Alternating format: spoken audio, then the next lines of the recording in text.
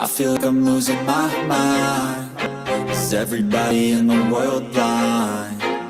Please, Lord, give me a sign, a sign. I feel like I'm losing my mind. Is everybody in the world blind? Please, Lord, give me a sign, a sign. I wanna be the greatest. Everybody on the fake shit. I look around and feel like everybody is the fakest. I make this every day and I'm impatient, hoping one day I blow up from the basement. Statement, the top is so vacant. I don't hear shit that I think is amazing. Waiting for my day when I'm playing sold out shows for 1,000 faces. Hey, give me that crown, get in my way and to be put down. It ain't your place, all this my town. If I want that shit, then I'll get it right now. I'm losing it, the noose it fits some loose shit. A stupid myth, you choose to live or choose to dip. You choose to fight or lose your grip and lose a gift. I feel like I'm losing my mind. Is everybody in the world blind? Please, Lord, give me a sign, a sign. I feel like I'm losing my mind. Is everybody in the world blind? Please, Lord, give me a sign, a sign. Yeah. There's no mercy in this world, just hunger-thirsty persons in different versions. Each new update, that shit worsens. Why? Pull back the curtain and you'll see the different vermin. We all have different burdens that all seem to cause disturbance. Yo, so do me a favor, don't treat me like a neighbor. Don't need the different flavors of your problems just to savor. I've got my own issues, I need a comb to get through. Don't need to groan with you, just go get your own tissue. I feel like I'm losing my mind. Is everybody in the world blind? Please, Lord, give me a sign, a sign. I feel like I'm losing my mind. Is everybody in the world blind? Please, Lord, give me a sign, a sign. That's it, the end of the song. Next time you'll sing along. Trust me, there's nothing wrong. I just need to carry on, cause society's a myth put there to make you sit. Listen to what they give. Don't ask questions, shut your lid. Yeah, don't ask questions, shut your lid. I need to run away from this and go get off the grid. Feel like my brain is overloaded, man, I'm losing it. Don't let them tell you what to do, man, they don't know shit.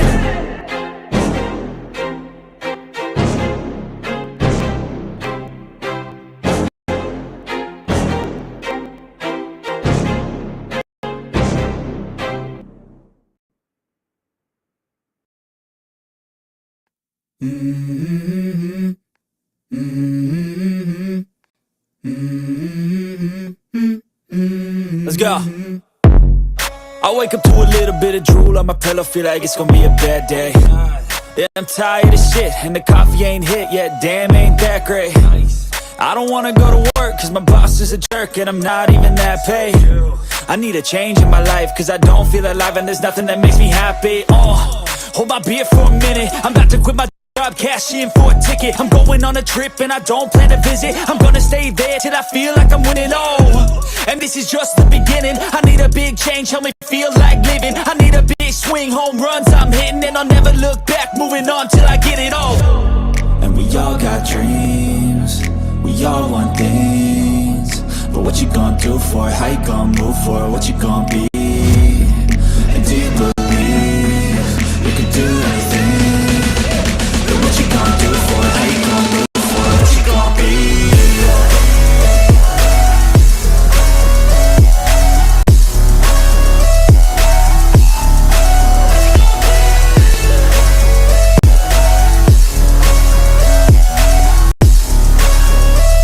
Go!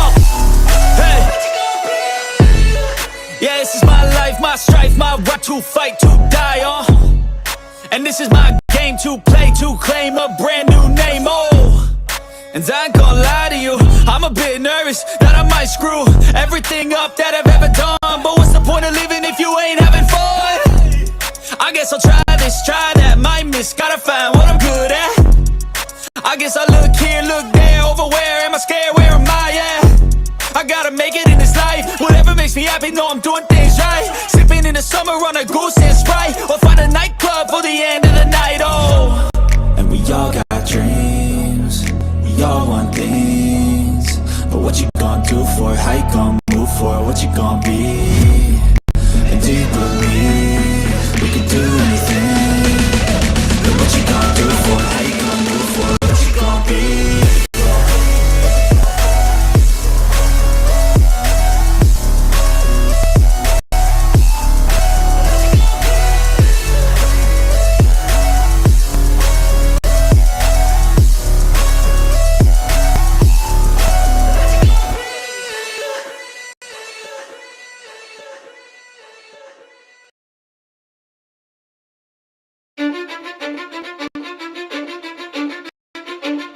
Cause I don't give a fuck what you say. Yeah, I'ma do shit my way. So you can go kick rocks, I'ma stack bricks up, build what I want to make. Yo, hit to say, so I'ma do this every day. I'll be writing things until I'm fucking buried in my grave. 6 feet deep under, but my body won't decay. Cause my messages are timeless, so they'll put them on display. Oh yeah, I rap with a certainty, I have a sense of urgency. A message for eternity, for everyone internally. I had some people burning me, but now they fucking learn to see I ain't the one to fuck with. Now they looking nervously, and I don't really care what you think me respectfully. You can kick rocks if you think you're fucking better. See, I will outwork you, turn you to an enemy. Hurt you so bad that you're gonna need some therapy. I got the motherfucking recipe. I've been cooking up hits, I'ma leave a legacy. You'll be looking small when you're standing right next to me. I'm 5'10", bitch, but I'm 10 feet next to me. I don't give a fuck what you say. Yeah, I'm do shit my way. So you can go kick rocks, I'ma stack bricks up, build what I want to make. Cause I don't give a fuck what you say. Yeah, I'ma do shit my way. So you can go kick rocks, I'ma stack bricks up, build what I want to make. Yeah, I'ma do it my way.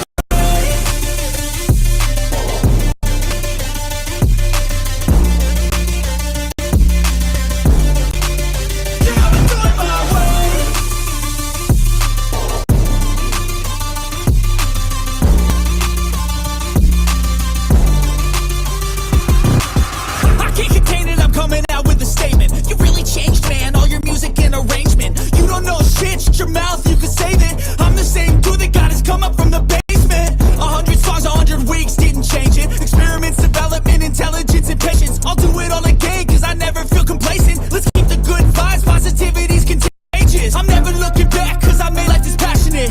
A college graduate suppressing all his talents, yeah. He found a way to go and change, become an advocate. For taking control of your life, go out and battle. And you think you have a dream, then act on it. Get after it, get out your head and fucking capture it. You got one life to master it. Don't give up on your future. We all start losers, but we're all late bloomers. Gotta struggle through the sewer. What you say? Yeah, I'ma do shit my way. So you can go kick rocks, I'ma stack bricks up, build what I want to make. Cause I don't give a fuck what you say. Yeah, I'ma do shit my way. So you can go kick rocks, I'ma stack bricks up, build what I want to make. Yeah, I'ma do it my way.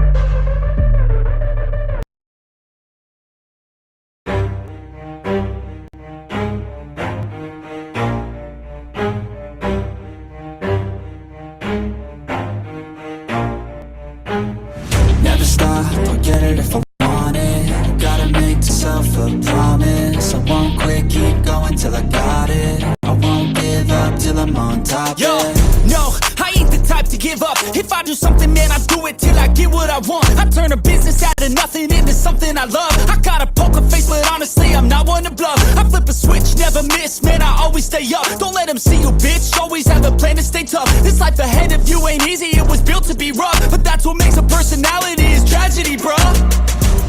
So keep your your head on your shoulders. Now we ain't out here moving rocks, we out here moving boulders. Now we ain't getting posterized, we out here making posters. And we ain't got nothing to hide, we move forward like soldiers. You better wake up for the pay stub or you'll pay up. Don't make love to the game, bruh, fuck the game up. Change up, rearrange stuff to your greatness. Famous for the way up, play the game, bruh.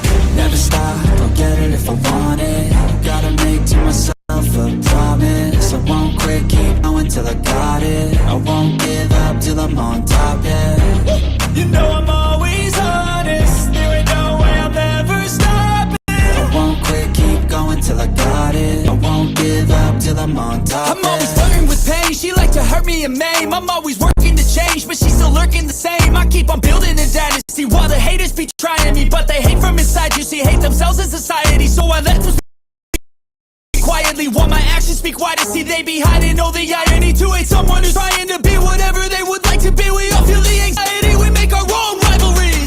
Yo, so where is all the positivity? I feel like we all just hate on everything, it's killing me. Thoughts build quick, causing different possibilities. Negative thoughts will cause different disabilities. So do better, work hard under pressure. If you got no time, work smarter than ever. Don't ever let them tell you that you can't never say never. And turn your mind into the truest of go-getters.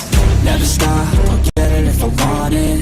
Gotta make to myself a promise. I won't quit, keep going till I got it. I won't give up till I'm on top, yeah. You know I'm always honest, there ain't no way I'll ever stop it. I won't quit, keep going till I got it. I won't give up till I'm on top, yeah.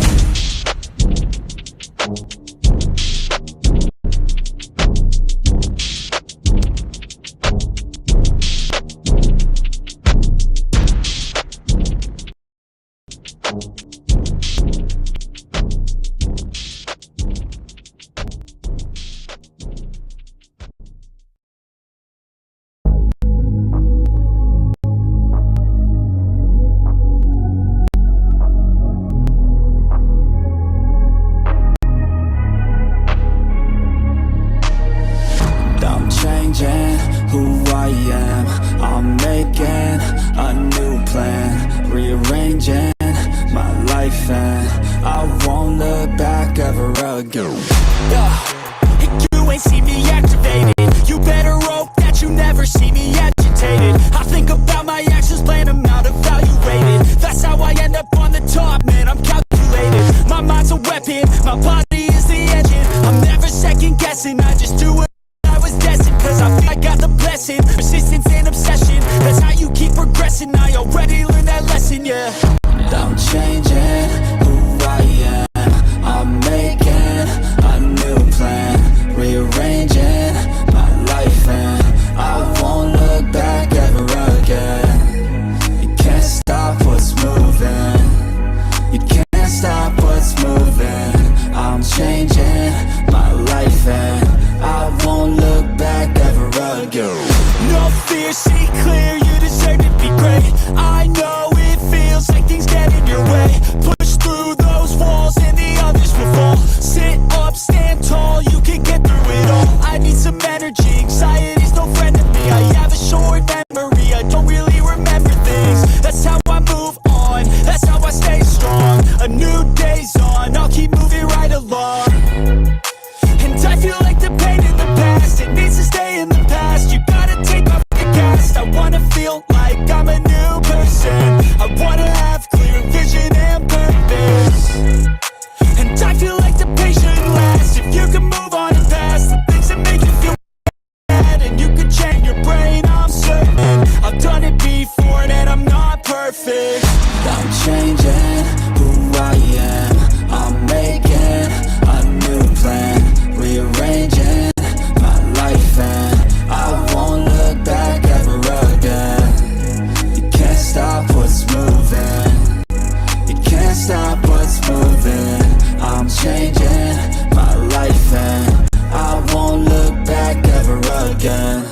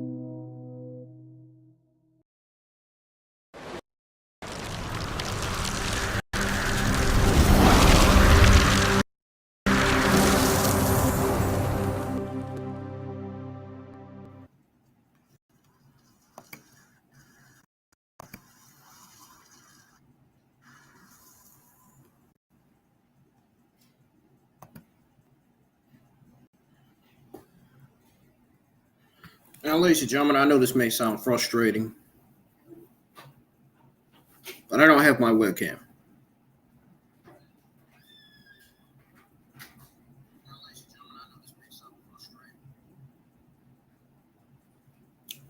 But I'm gonna see if I can try to hook it up because this one ain't gonna work. This built-in cam on this laptop sucks. Let me see if I can get it. Let me go get it real quick.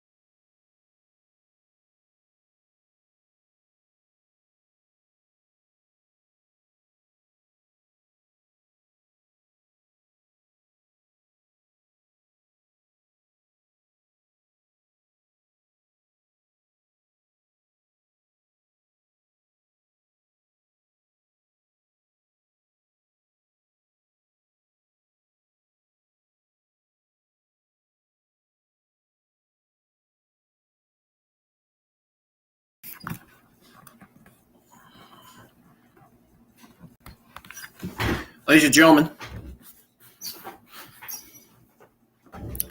welcome back to the IWN YouTube channel once again. I'm IWN. We are live for Real Time Crime episodes 4 and 6. If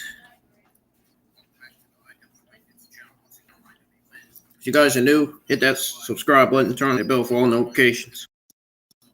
Be sure you follow me on Facebook and Instagram. Links to both my accounts are in the description. Make sure you go check out all the other content I got on the channel. If you guys missed my Monday Night Raw review, go check it out. My Dynamite reviews, as well as my other NXT and SmackDown Rampage reviews are on the channel. If you guys haven't checked out my very first Mortal Kombat, if you guys haven't checked out my very first Mortal Kombat basic tutorial video, go check that out. Go give that a thumbs up as well. I would appreciate it. And please continue to show your overwhelming support for the channel in any way you can. And I just want to say thank you for all the support that I've been getting, that I've been receiving from everybody. I really appreciate it.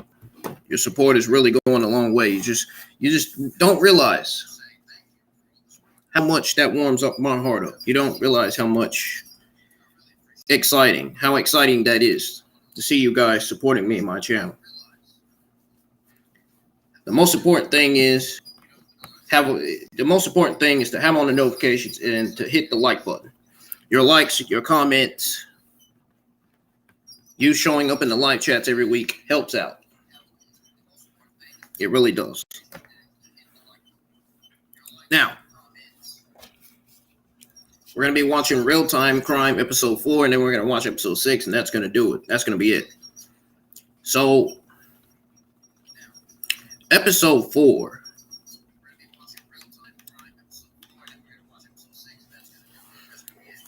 I'm going to read to you guys what episode 4 says. Here's the description for episode 4. So, this is a crime mystery episode. Both of them are. They're the same. They're not the same. They're not the same episodes, but they're the same show.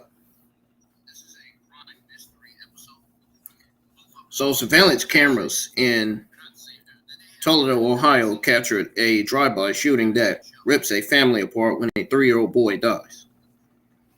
And in Jonesville, Louisiana, a nightclub shooting of a police officer's son leads to a manhunt across state lines when a shooting spree turns deadly in Mississippi. The detectives turn to city-run cameras to identify suspects. In Utah, a missing persons case becomes a murder investigation, and police rely on a real crime time center to find the killer. So we're going to go ahead and watch episode 4 right now. It's up on my TV screen. So here we go. Get ready to push the play button now. This is going to be interesting. It's going to be, both episodes are going to be pretty interesting, man. This is like a mystery. Both episodes are like a mystery, man. So here we go, man.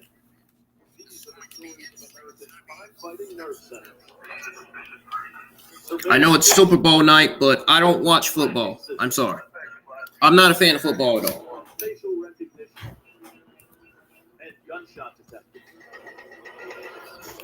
It all comes in here. The Real-Time Crime Center is helping revolutionize how we investigate. If you guys want to hang out in the live chat, feel free to. You don't have to.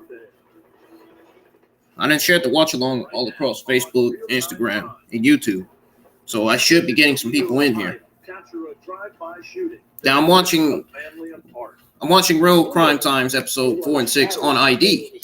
In case you're wondering what channel that's on channel 285. The one thing that doesn't have a bias is the camera. The cameras don't lie as to what happened. And then, in Jonesville, Louisiana, a nightclub shooting leads to a manhunt across state lines. We're seeing terrible, god-awful things here, routinely.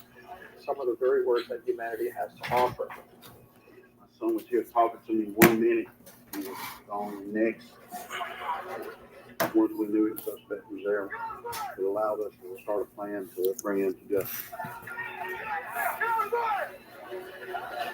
I'm cutting the lights off here.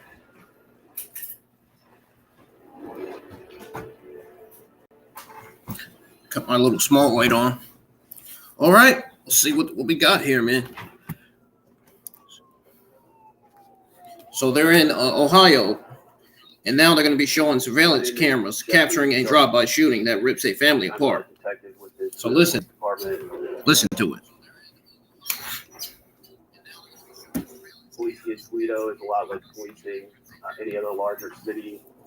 There's our share of crime issues, gang issues. Since nobody's here, I'm going to turn my camera off. To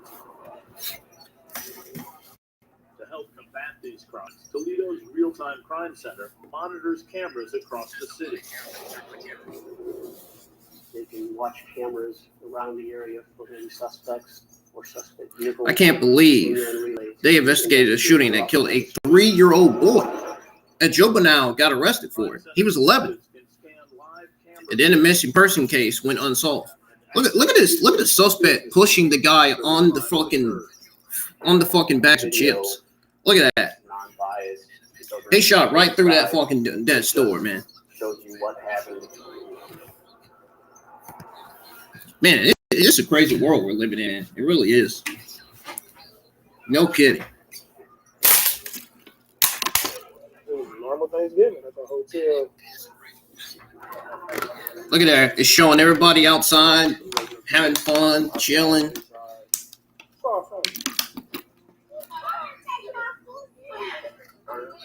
my two children, Malachi and Cameron, side by side, with me.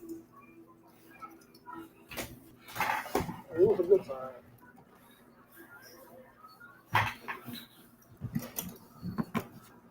That good time went. That good time came to an end. That good time came to an end, though. My car up, and I, smoked a cigarette. My stepmom's grandson came out and smoked weed. And we head out and get on the E-way.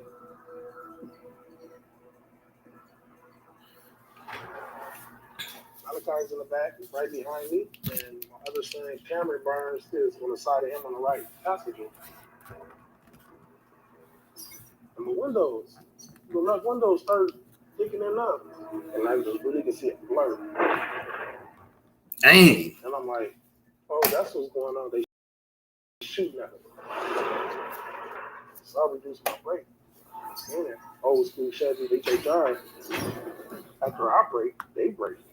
Like, y'all really trying to finish this? Like, so I checked the nearest exit. It was chaotic, man. I'm trying to feel behind my seat from Malachi. I don't know what's going on.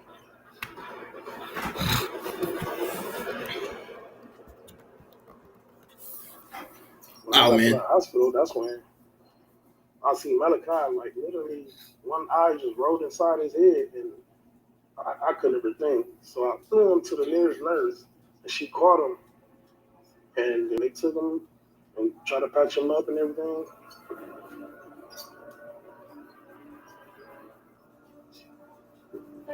That's crazy, man.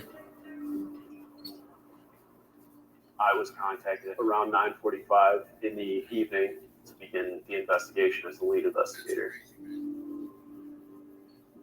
I spoke to Mr. Barnes. He told us that he had been with extended family at a Thanksgiving party at a hotel.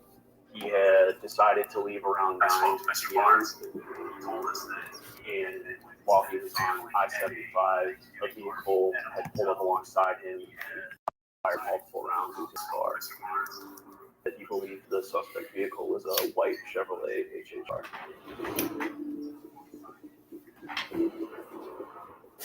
Anything that happened on the interstate in Ohio can be seen by the system of cameras. To track down the vehicle, detectives turned to ODOT, the Ohio Department of Transportation.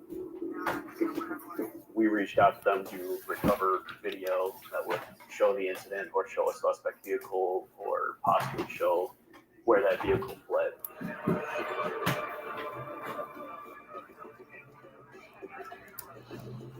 In the last several years, we've been putting cameras up on our traffic network so that people can see in real time out there. It gives us really 1,000 different pairs of eyes across the state. They're that unbiased teller of the story. Hold on a second. So that first video we see is Anthony's vehicle entering the highway, immediately followed by the suspect vehicle. It appeared that vehicle was stalking Mr. Barnes. We could see the exact moment that the HHR accelerates and begins to travel parallel with Mr. Barnes' vehicle, which is where the shooting occurs. But the quality wasn't such that we could see any occupants or any type of license plate.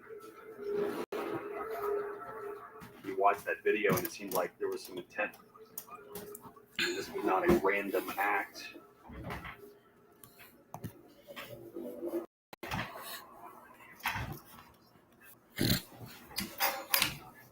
We're driving and we pull into the hospital and I see Malachi's dad. He's crying. Look at this. This mother is sad. Next to Leslie. Her children's in the hospital. So,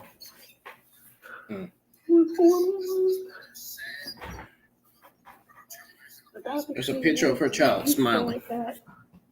He was already shot. Like, what? was being shot. It was shot where? I still got Pokemon Sun. He was shot at the head.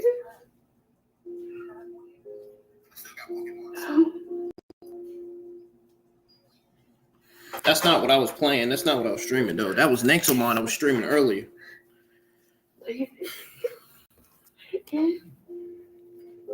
Guys, feel free to comment in the live chats if you want.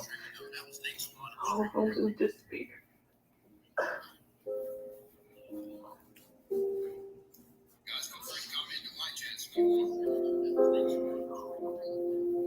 I was just crying and I held her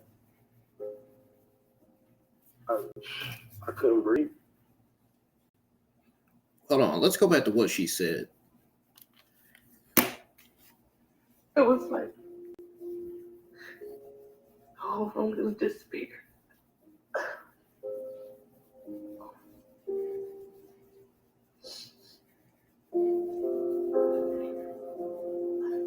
I was just crying and I held her and I couldn't breathe or nothing. Guys, if you're enjoying your time here at live chat with me, hit the thumbs up.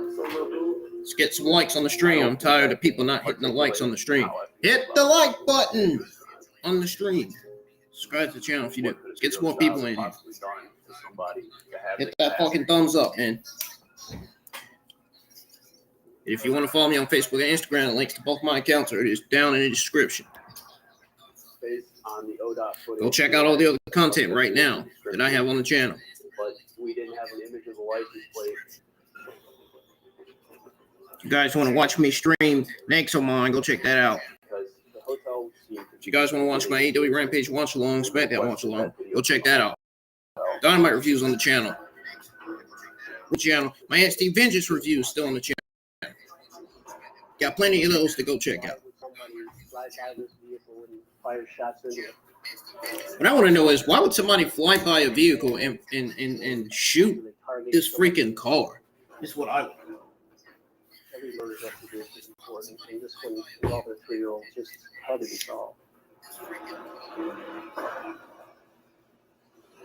Why would somebody be that stupid and that sick to shoot a 3-year-old, man? That's a big no-no there. Was off the charts between Padilla and Chris, but this was a man who was living a double life. Death by. That's a big no-no there. You're not supposed to, technically not supposed to shoot 3-year-olds, man. You guys didn't know that, didn't you? You're not supposed to shoot little kids. You get the death penalty for that shit. So whoever this person is that they didn't find, he's going to get the death penalty.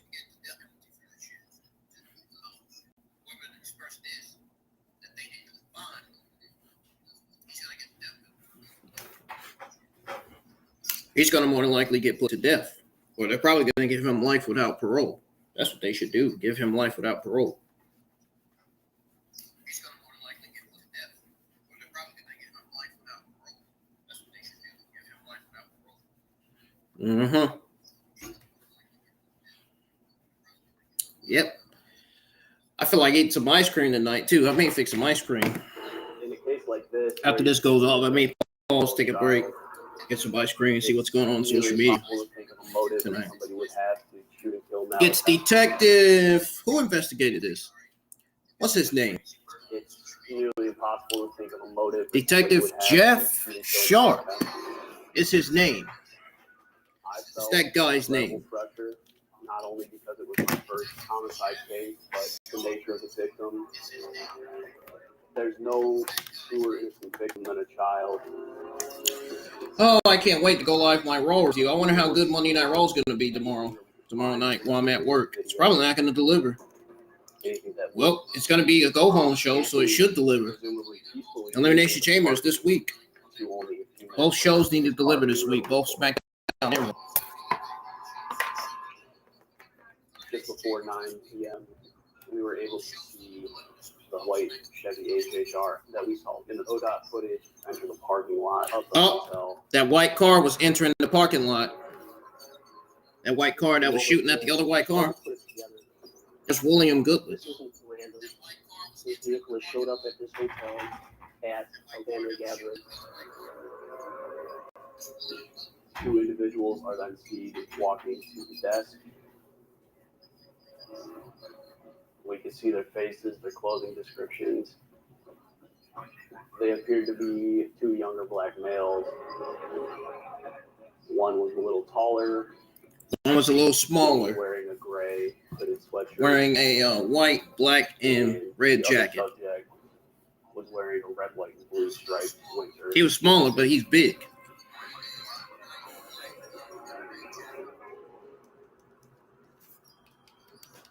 You can see the subject exit the hotel and walk back towards that parked HHR.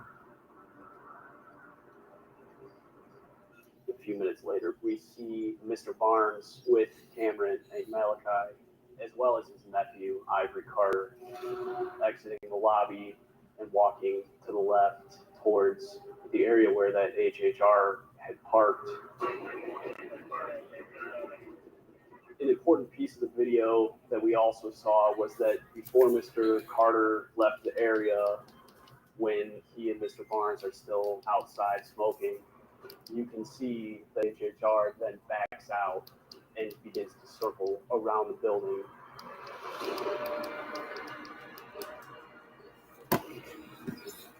I immediately got the feeling that that vehicle was waiting for Mr. Barnes to move, to figure out where he was going to go. First of all, why did they kill him? Why did they kill his son? I think the intent target was Mr. Barnes, honestly. That's what this is looking like. This looked like an intended target shooting. I thought, what are the chances that the first vehicle I really see when I leave is this white HHR? I jotted down the temporary tag on that vehicle. I didn't feel that I could get this vehicle stopped because I had such limited information at that time.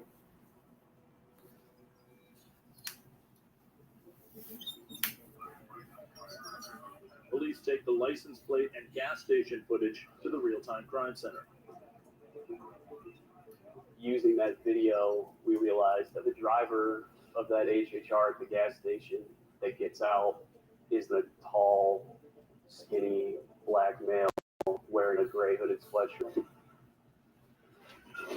We were able to compare it to the video from the hotel where the family party was at, and it became clear immediately that the driver of that HHR at the gas station was the individual in the gray sweatshirt that had gone into the lobby at the hotel. Yep. I just remember the rush, the adrenaline, the knots in my stomach.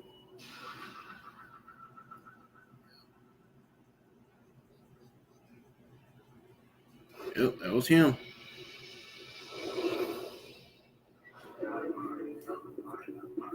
A bolo was issued for the HHR with that license. They're going to get that motherfucker.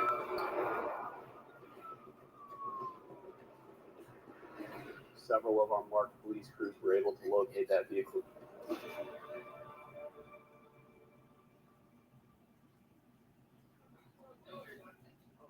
The registered owner was brought to the police department to be interviewed. She looked at the images that we had taken from the video. I like this kid here. That's my son. This one's your son? Yeah. And you said your son's name was what? That's Matthew. She told Detective Goodlett that she had been staying in another hotel with her children, including Matthew, and that several of Matthew's friends had come to that hotel. She let them use the car to go out and about that evening. One of those individuals was identified as Kavion Giles. So the warrant was also issued for their arrest. She was unable to give us a name of the other individual that Matthew had entered the lobby with, but stated that she believed he was from Detroit.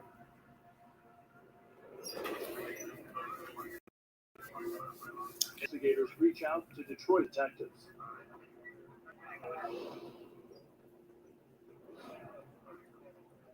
The officers sent them still images from the surveillance video. Finding a suspect was crucial to this case being solved and identifying the motive for what had happened to Malachi. Wow. Yep, that's their killer. The killer showing right on my screen.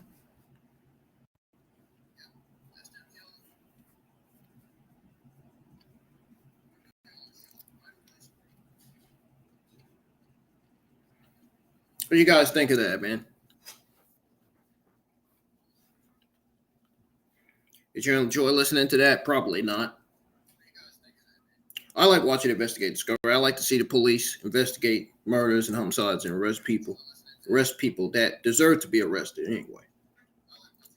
Not people that don't deserve to be arrested, that are innocent, that had nothing to do with a murder or stabbing of sorts.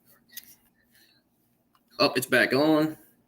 I had to fast forward it Homicide detectives. because the other episode is on. Use facial recognition software. This one's already went off. I just had it paused for myself to watch, for myself and you guys, for myself to watch and you guys to listen, and for myself to listen to. There are officers in the real-time crime. Wait a minute. Does he got a criminal record? Did they say he had a criminal record? And they identified that other individual with Matthew Smith as Andre White. Andre White. In the real-time crime center that are responsible for gathering information. He got a criminal history. Andre White does. White had been arrested in Detroit after he had left Toledo. You want to know how I knew he had a criminal history? Because I seen his mugshot on the screen. That was too easy to figure it out. Too easy to figure out.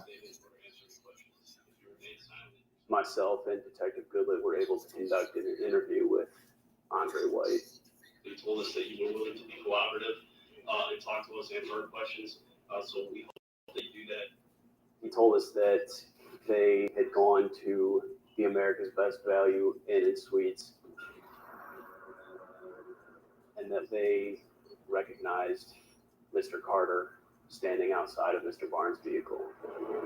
Andre White says that some of the men in the car had a vendetta against Carter.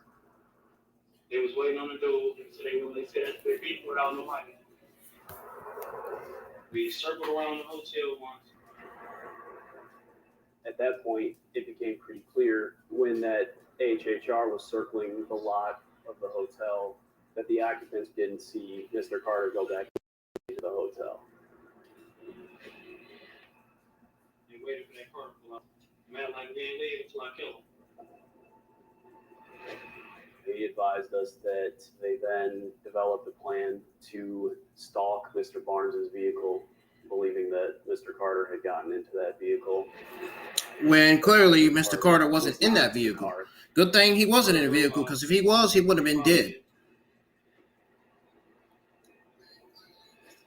They started shooting at the car.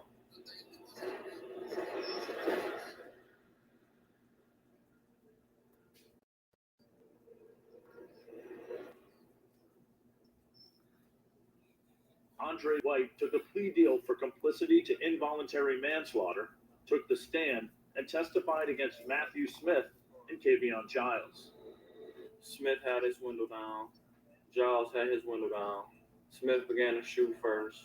Giles engaged in it. It's almost unthinkable that a person or people could see small children being loaded into a car and to still make the decision to shoot at that car. Yeah, It's that's hard to stomach. that's sickening. That's dumb.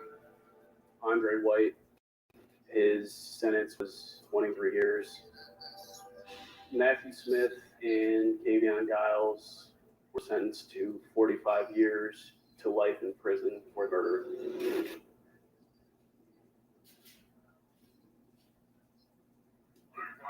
They got their asses. The real-time crime center was crucial in putting this together. We might not have known who to interview. We might not have known who owned the car. Every piece of evidence was crucial, but particularly surveillance video, that is how we established the timeline of the series of events that had happened that night. The thing, it wasn't him in that car. Having a loss like that at that magnitude, That's terrible. Something to me to where it kind of robbed me from my innocence. Not saying Killing a child, man, that's not cool. Not hearing his voice. You gotta be a dumb fucking idiot for killing a 3-year-old child. Really? No, I don't ever think it will be. You gotta be the biggest idiot in the world to be killing a 3-year-old child. A 3-year-old just now starting his life as a kid.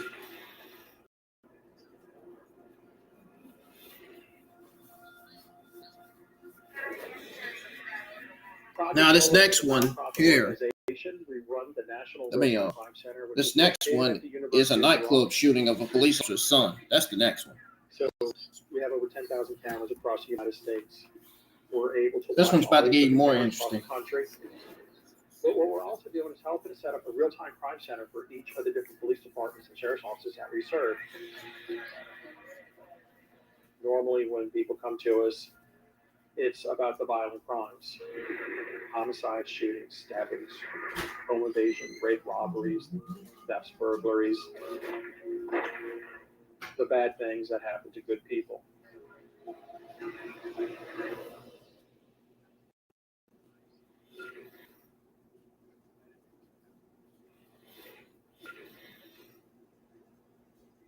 My name is David Wooden, and I was a cousin of Dejon Mitchell.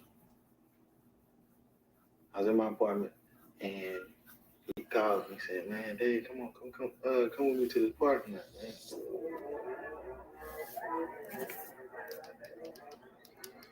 Dejon told me that somebody was supposed to be performing. His name was Jordan Johnson, rap name Young and Gunny. Jonesville, Louisiana, up in a couple more hours. The countdown is really over with. From time I walked into the club, Dejon was at the DJ booth, and we were just drinking and just having a good time.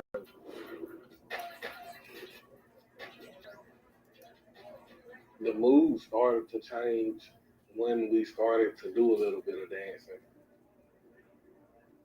Me and Dejon was drinking, and when he saw the camera guy filming, he wanted to get in the camera, and both of us walked over there to the dance floor, and the Natchez rapper, Jordan Johnson, I guess he didn't like that we were on the dance floor or something. And he bumped into Dejon, and I just looked at him and didn't pay no mind the first time. He backed up again, and that's when he hit Dejon in the back of the head, and one of his guys that was with him, part of his crew or something, hit me, and we all just started fighting. The scene turned chaotic really fast. Once I started, fighting, swinging, I think Dejon got off a little more to the left, and that's when I heard shots.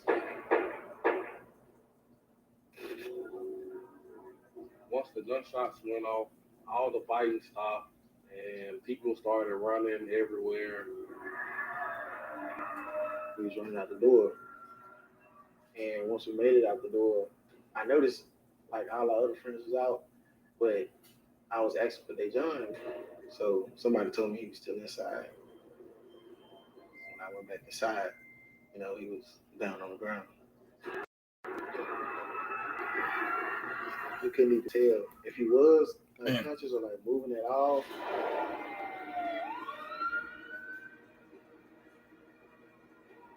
The police, they asked me a couple questions about what I remembered. I told them all I can, vividly remember, and that was the fight breaking out, and the shots going out, and everybody running out the club. Police soon identify a prime suspect. The group that was with the rapper, they was like, "Yeah, that Jordan Johnson did it."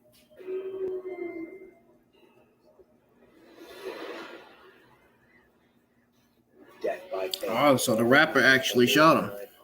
The rapper was actually doing that shot him. Well, things for sure, he wasn't playing no games.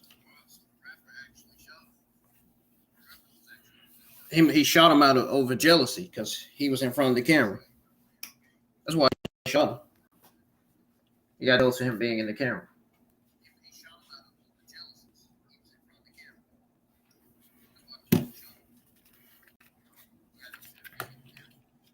Or maybe they had a vendetta against each other.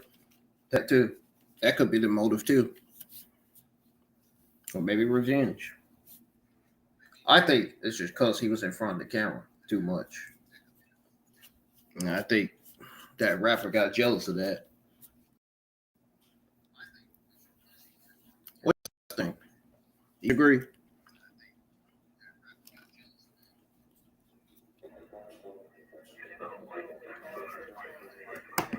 The Adams County Sheriff's Office reaches out to Project NOLA. Now that we know who the perpetrator is, we're looking for that person now to make notification if we see them again. When shootings occur, it's only natural you want to help that community become safer by removing that threat off the street. Exactly.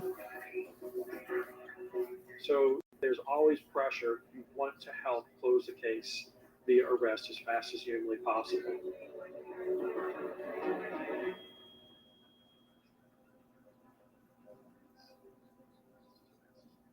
I live in Clayton, Louisiana, and I've been a police officer now for 26 years.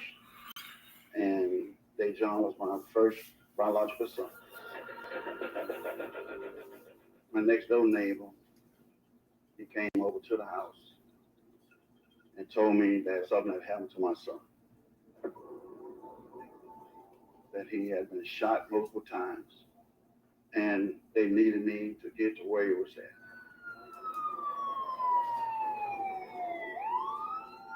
I figured it was quicker. Oh, get there in my patrol his unit, father is a detective. running blue lights and sirens. His father is a police officer. I walked up to the door, and they advised me that my son was in there on the floor. He had been shot multiple times, and he was deceased.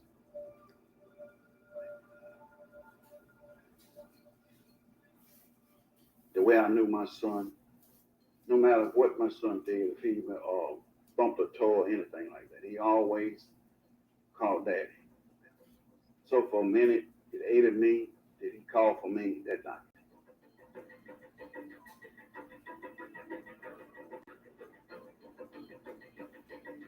I was with Concordia Parish Sheriff's Department for 10 years. Me and John Mitchell were real close. I knew his son, knew his family.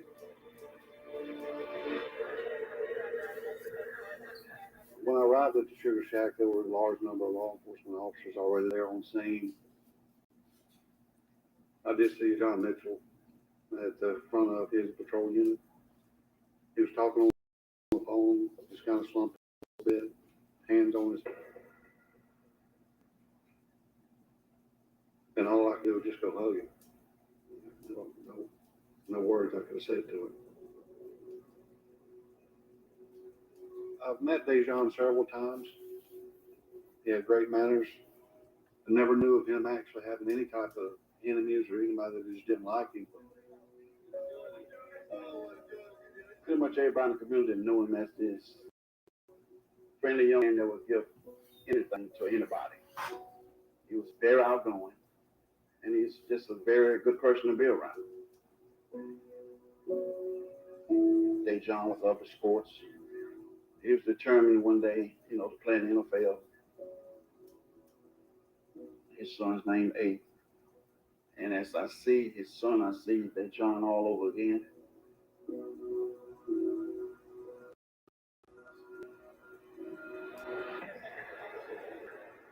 Dejon's body was still there in the club, and they was preparing it for transport.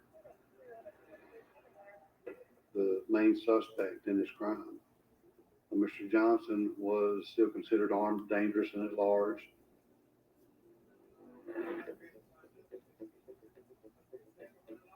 Jordan Johnson, his screen name for Instagram is Young and Gunning.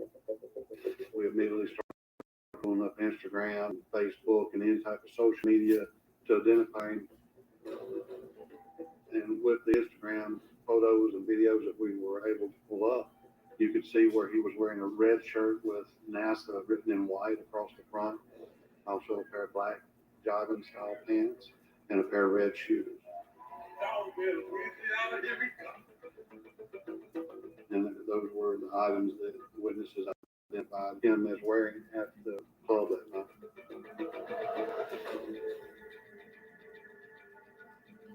In Jordan Johnson's Instagram videos and photos as well, we were able to obtain license plate numbers and types of vehicle that he was in that night. Jonesville, Louisiana, tomorrow. Let's see, the vehicle that they were driving was a dark blue Nissan Altima, and it had an out-of-state tag. Police send the vehicles in model to Project NOLA. So we were provided the vehicle description that they requested us to live monitor for. So our staff were on the lookout for that particular make, model of vehicle. They looking for him. We checked with our LPRs, which are license plate readers that are on the Natchez Bridge, and acquired a time where it crossed the bridge. You left immediately from the Sugar Shack and headed straight towards Natchez. That time would correspond correctly with it crossing the bridge.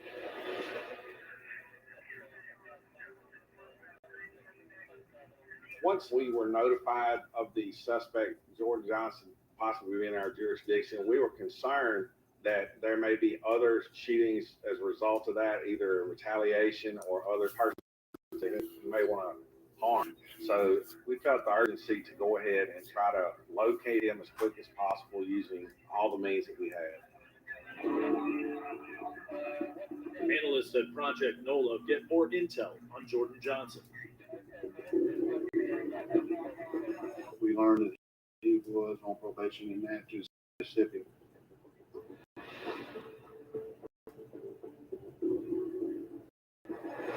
We reached the Salvation Patrol officer and was able to obtain his cell phone number. We were able to track cell phone, basically being able to ping where that person was.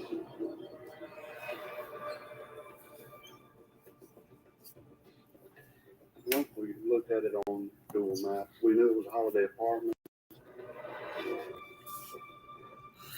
The Holiday Apartment. It was a Holiday Apartment. It was kind of a rough area. It had gained a lot of attention from law enforcement through just a high call volume of crime, whether it be shootings or drug-related activities. The cell phone data allows Project NOLA to zero in on the cameras at the Holiday Apartment. When we found that the suspect was in the area of the Holiday Apartments, we began to look for it in real time. Analysts access live camera feeds and stake out the apartment complex. I was up all night that night watching the video. That was a long night. At approximately 3:24, 3:25 a.m. that morning, we were able to see a vehicle that very closely met the description of the one the perpetrator was driving. Of course, we paid attention to where the occupant went, the apartment. And from that moment forward, it switched gears.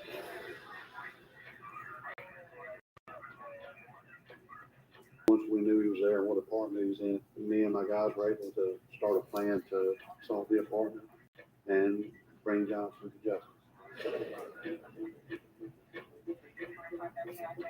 It can be very tense when you know what's about to happen. You're waiting for the first responding units to actually arrive. The SRT team was present as we were doing surveillance through Project NOLA. We were aware that there were several people inside the apartment. There was people outside, children. So there were a lot of tactical concerns we had prior to the team actually arriving. So it was basically situational awareness. You start looking for anything from a child peering through a window or anything that the SWAT commander needs to be made aware of. Things may go wrong, and that was a great big concern because it's an apartment complex. You have to worry about any type of collateral damage. A person's just walking out of their apartment.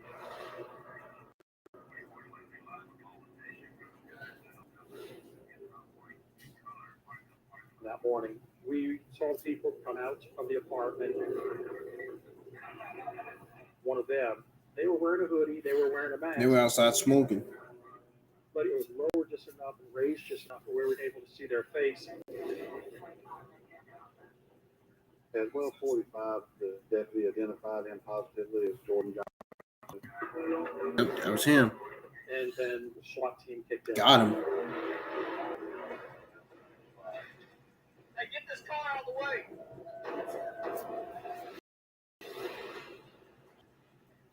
They about to get him, man. They about to get him, bro.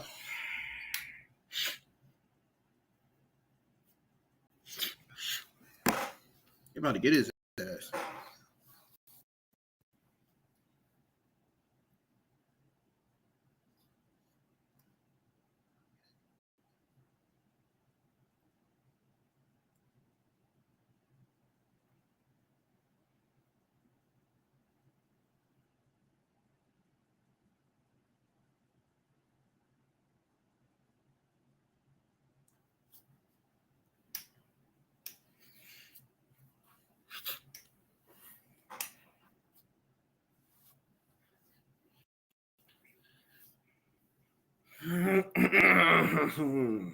My eyes. Whoa.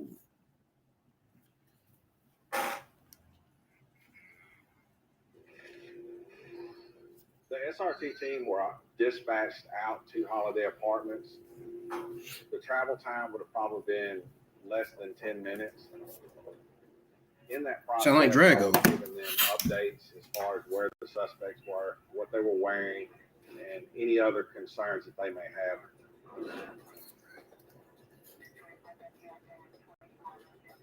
Our main concerns prior to the arrest, while the special response team was en route, was that Jordan Johnson was going to be able to get away prior to us getting there. Since there was a vehicle, there was a lot of different exits from that apartment complex. Coordinators, they were able to use their mobile devices to actually see the pertinent cameras in real time. We're seeing it, they're seeing it at headquarters. SWAT commanders are able to see it on their mobile device. Okay, there's a subject in a white hoodie that just got in the front passenger seat. We were actually approaching the apartment when we received intel that Jordan had walked and he got back into the vehicle. And at 12:48, we were able to execute the arrest.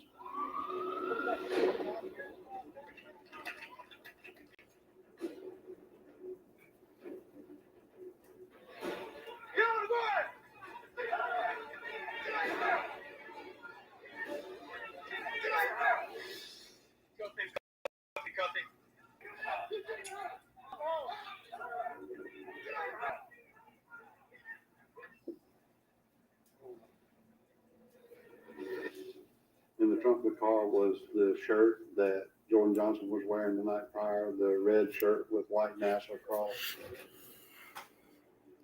and the red shoes that he was wearing. There it is. Got some evidence.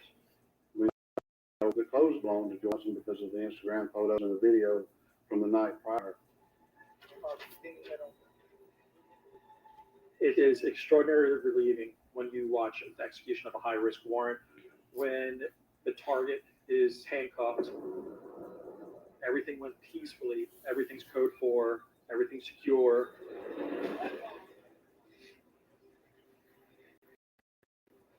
After that, we was able to gain consent to search the apartment where John Johnson was in prior to his arrest. We found several loose rounds of .380 ammunition in the apartment and an empty box of .380 ammunition. The empty box ammunition actually matched the same manufacturer of the cases that was obtained from the crime scene.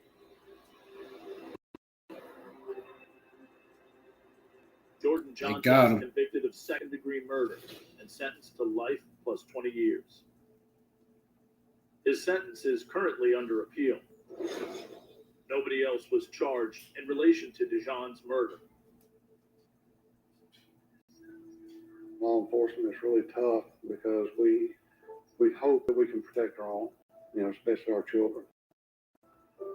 And we hope that we're immune to all the evil things that happen outside this world.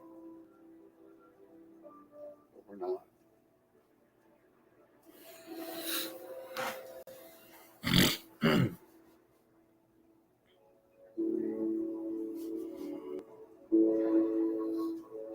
Hey, John's son is little, but he asked some of the strangest questions. But the one question that got me the most is, he asked me, Papa, ain't you a police officer? I said, yeah, I'm a police officer. He said, well, how you let a bad man kill my dad?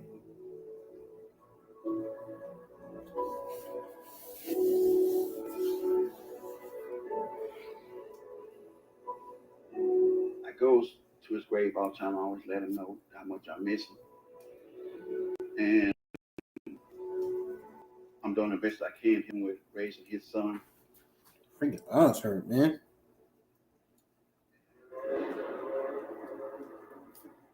The Project Nova cameras at the Holiday Apartments were indeed an intricate part in making this arrest that potentially saved us from harm and the other persons in the area from harm as well.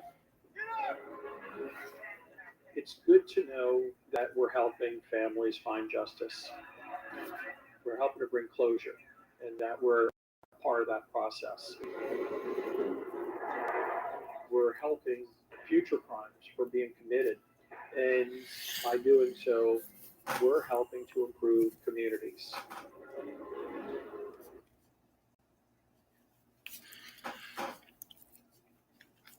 All right, guys.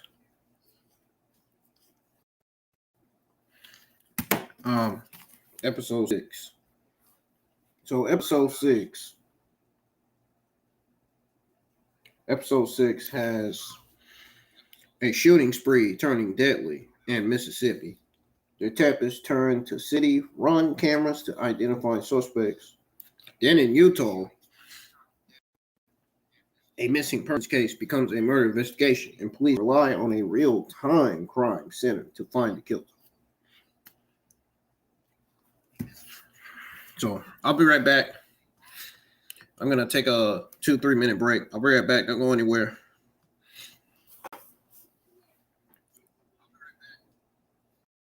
The real-time watch along will continue as soon as I come back from break. I'll be right back. Don't go anywhere.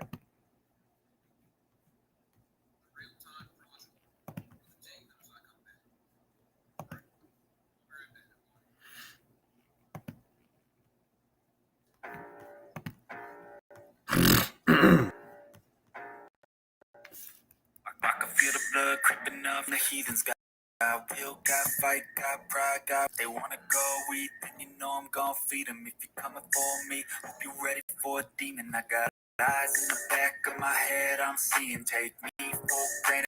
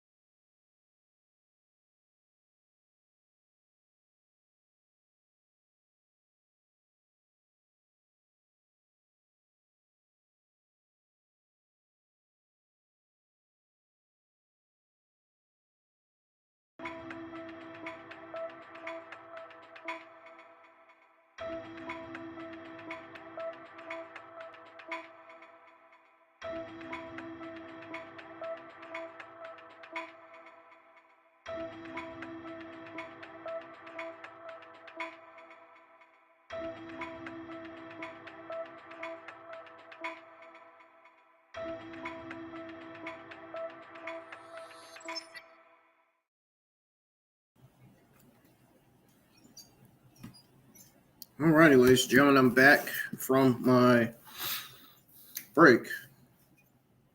I just got through getting some ice cream out, and plus I had to use the restroom on top of that.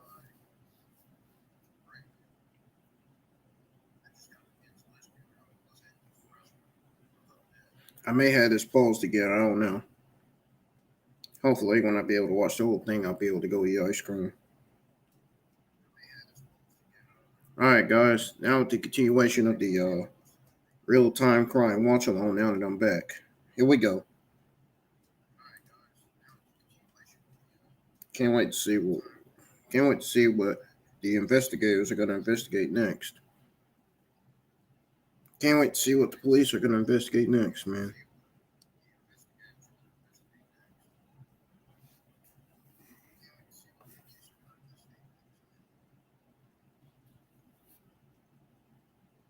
Here we go. Nerve centers, surveillance video, tracking system, facial recognition, and gunshot detectors. It all comes in here. The real-time crime center has helped revolutionize how we investigate cases. So police can solve crimes out there. Right now on Real-Time Crime. In Natchez, Mississippi, a night of terror. And a city under siege. We had a shooter out there that we needed to try to apprehend as soon as possible. During my career, I have never witnessed anything of that magnitude. When the shooting turns deadly, police rely on a real-time crime center to help crack the case. You have me on video with the people that are the killers in the back of the truck. And then, in Utah, when a woman goes missing, we're texting her like crazy. Nobody's heard from her. 911. Me and my friend just found a dead body. Police turn to the Real-Time Crime Center to help solve a baffling mystery. So we were able to put side by side the victim and the suspect phone together and track them.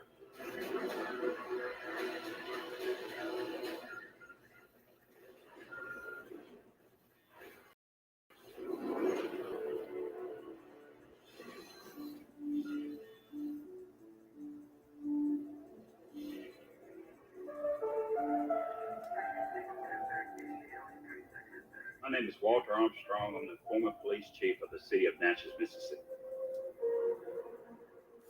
In Natchez, over the last several years, some of the industry has gone away.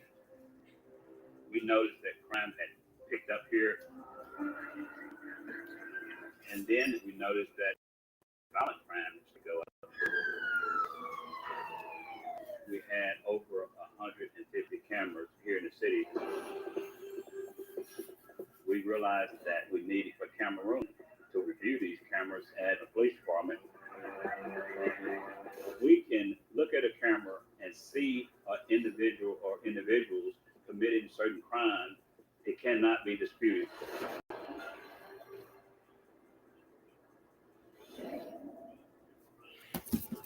What does that say? October 1st, 2015. Food store at 1 a.m. Zippy's, it's a fast food store in the northern part of the city. They got a couple of gas pumps out front. It's a Saturday night. Everybody's hanging out there. You had patrons in the parking lot as well as inside the store. So the cameras caught any and everybody that came into that Zippy's. And then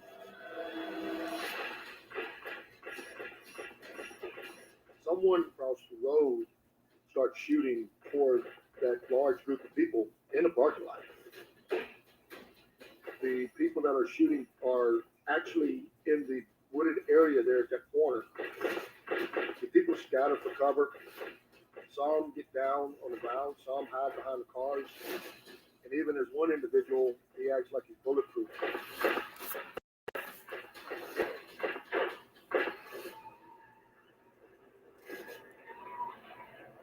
After the shooting ended, naturally everybody evacuated. People called in 911, shots fired, and naturally the police responded. Upon our arrival, the individuals had left the scene. It's just amazing that innocent bystanders that are just passing by or going home did not get hit. Because there's no suspects there. We have no other choice but to get back to work and go find out who the suspects were. Later on that night, a lot of the individuals that was in the parking lot the first time returned back to the scene as if waiting to be shot at again because they returned back dressed differently. I always looked at it like they came back dressed for battle. Then the guys across the road start shooting again. On the video, you can see a unknown black male pull a assault rifle from a white vehicle. And you can see the ricochet of the bullets hitting the pavement leading up to the wood line. I have never witnessed anything of that magnitude. Sort of reminded me of gangs on gangs trying to shoot each other. We didn't know who those shots was directed toward, but what we did know is that these shots was being fired in close proximity to an area in which a lot of people live. Zippy's lies between two apartment complexes, Maryland Heights and the Holiday Apartments. The Heights is considered to be one group or gang per se, whereas the Holiday Apartments is considered to be another group, another gang. And they do not get along with each other, none at all.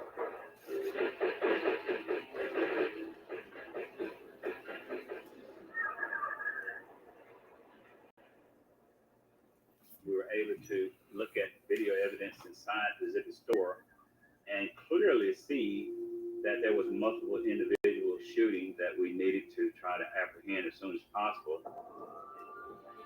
It gets worse.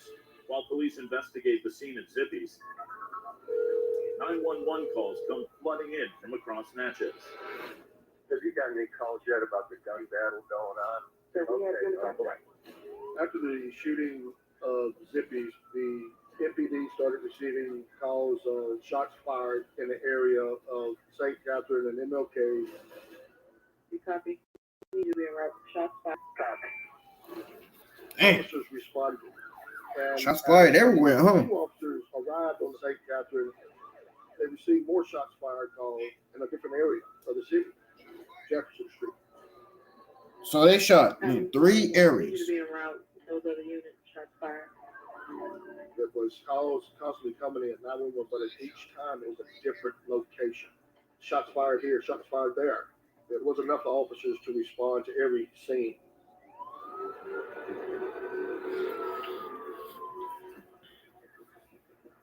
Even with the crime center cameras, the constant shooting means police can't keep up. As 911 was your emergency. It's a lot of kids. They on the back of a white Chevrolet truck. Many of the callers that called in said that it was a group of black males that was riding in the bed of the truck and firing off shots. We then started trying to pull up all information we can from every avenue. We're looking for video footage captured by surveillance cameras. That's when we found the suspect that was in that white pickup truck. The truck ups the hill at Jefferson, and you can see a Bentley pulling up at the stop sign. Well, all of a sudden, the got rounds coming from the truck, and the round penetrates the rear windshield, goes through, and hits the front windshield. They were two occupants of the Bentley, and at that point in time, we had no idea if we had a double homicide.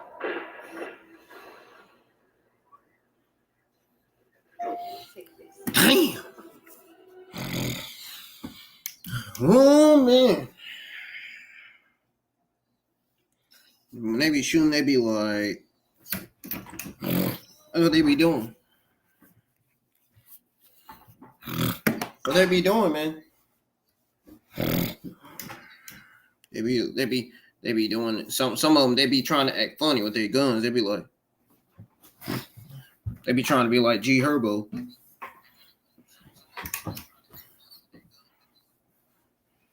People be crazy. I don't know why people can't use their fists. Why people can't use fists to fight? Why they gotta use guns? Guns is more dangerous than fighting. Guns is more dangerous than fighting. If you can't use your fists, something's wrong. If you can't use your fists or your legs to fight, something is wrong, man.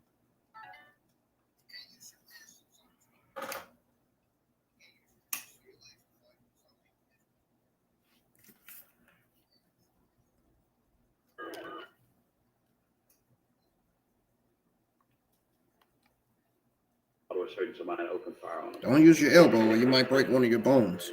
We thought that it had to have been very bad for them. We called the hospital and asked whether or not they have had any gunshot victims to come into the emergency rooms.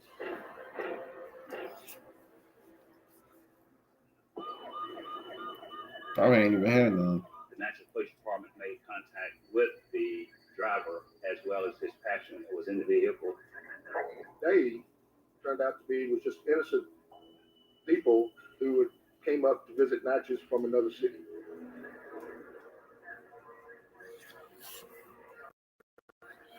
The injuries they sustained was debris from the glass was shattered. Had that round been just a few inches to the right or left, we could have been working homicide.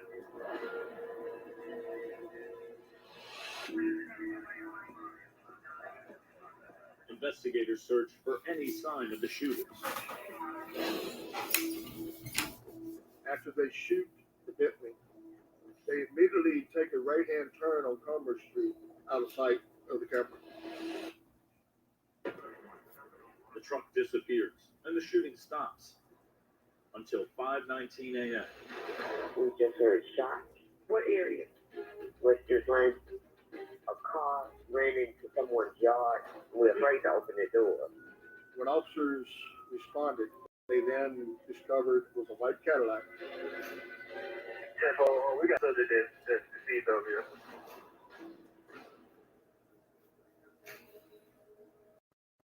In the driver's side was an individual.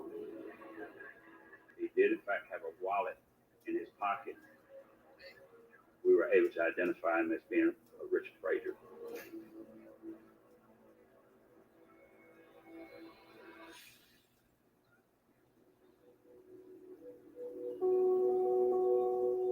My name is Sheraton Woodford, and I was a good friend of Richard Frazier. Richard ended up dating my sister, and they had 2 kids together, so that pretty much made a family. Richard was a great father. He always put his kids first. I got the news from my sister, and she told me Richard gone. I just couldn't believe it. Does she know who did it?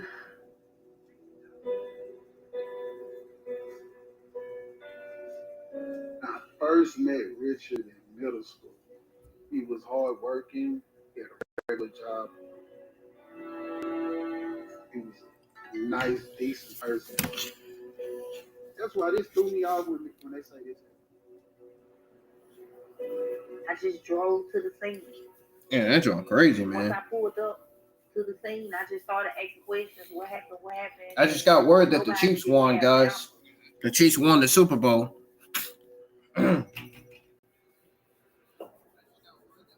While Frazier's family and friends deal with the shock of his murder. Natchez police search for the killers. It ain't gonna be hard to search for them killers, though. I'm just saying, man. Ever came across Mr. Frazier until that morning. Guys, you enjoy your time here with me, man. Hit the thumbs up. Your likes, your comments, and your support helps out. Your support for the channel. The suspects were to do this. Having more audience in here helps out too. When I arrived on the Richard Frazier crime scene, a lot of people had gathered. The crowd up here, people say something about a white truck. Video was obtained, which was owned by a private business, showing the truck. It went the opposite direction of the crime scene, which eventually led and came back out on the heights.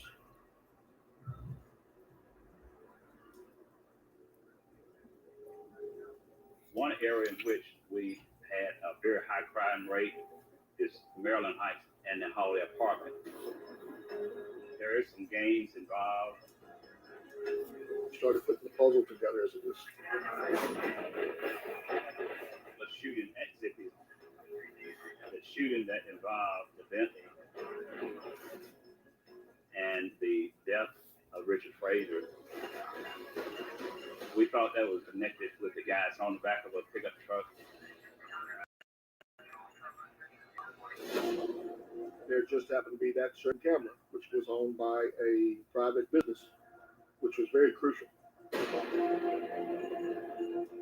After viewing the video on Jefferson Street and then viewing the zippies, you're able to tie the people in the video on Jefferson Street with the people at Zippy's in the white Chevrolet truck. You have two in the front, the driver, passenger, and the others are in the back. And the one that is shooting the assault rifle at Zippy's is in the middle. When you look at the shooting at the Zippy store, you see the gentleman that has the long dress. We saturated the city with officers from within the police department and within the sheriff's department. It was priority number one to get these individuals off the street before Get 'em. they may commit another homicide. Get them.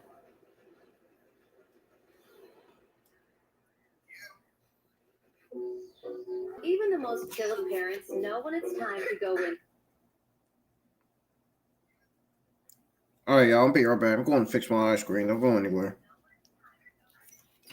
Just going to fix my ice cream real quick. Then I'm going to come back. My eyes are bothering me tonight. I don't know what's wrong with them. Ugh.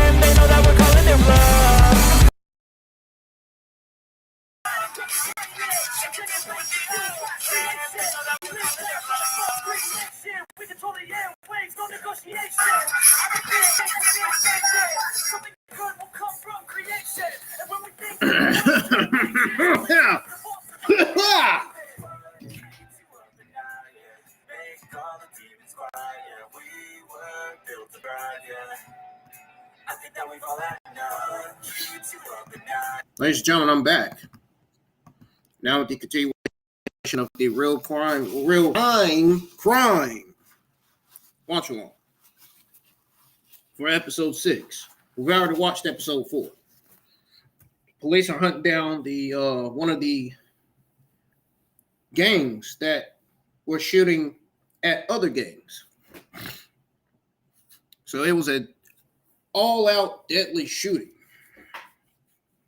That's how you hear it. That's all you hear on the news these days. That's why I don't watch the news anymore. For how you hear shooting. This, shooting that. It's crazy. It really is.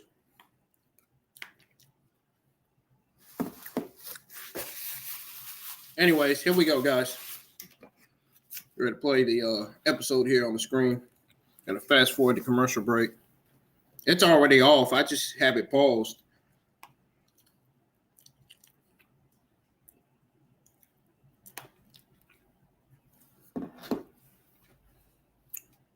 So I'm behind whatever's on DirecTV right now.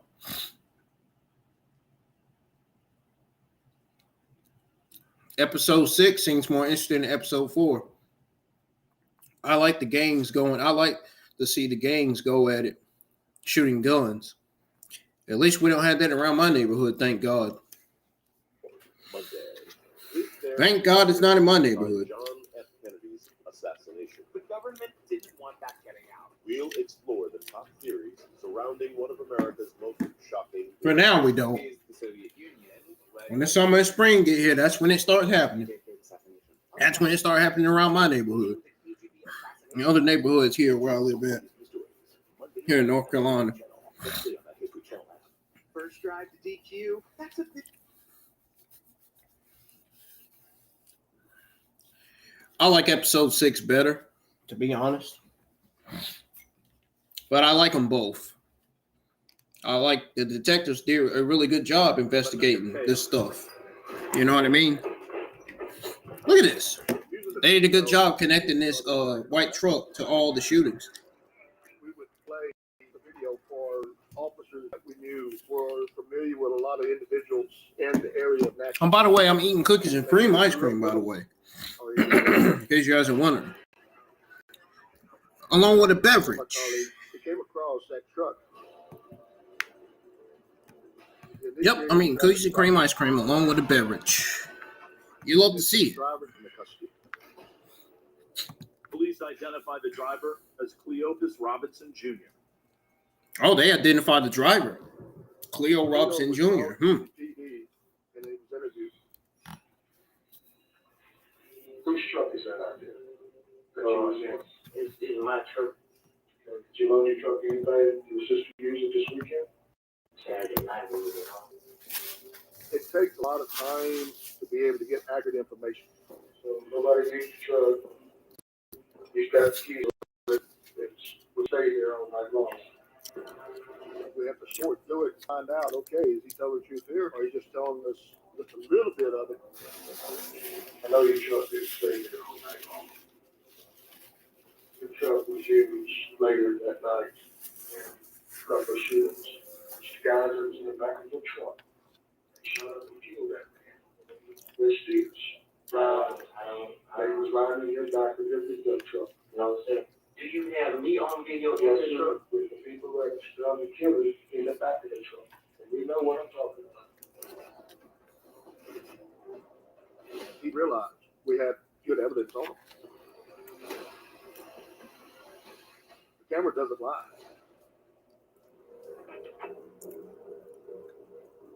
Robinson changes his story. I apologize for lying to you. I ain't arguing. That was not that. I was on the path. All right, now let's get the guy in the back of the truck. Hair, shoe, facial moves. Enjoy that view. Once they was identified, warrants were issued. Woo, man. Warrants were issued right away. There was multiple suspects.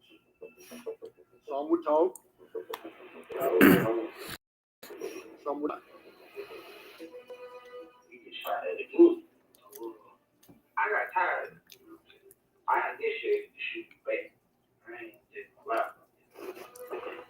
It's a continuous retaliation when one person is shot at. The other side is going to retaliate to that group. Some of the suspects blame one man for the shooting. Hey, excuse me. Whatever car they got shot, they got just eat everything. What kind of rifle did they have? Yeah, I know what they are. I've seen it before. Detectives also learned how Richard Frazier ended up dead. The motive given for the death of Richard Frazier was, as the suspect said, they thought Richard Frazier had actually shot at them that night.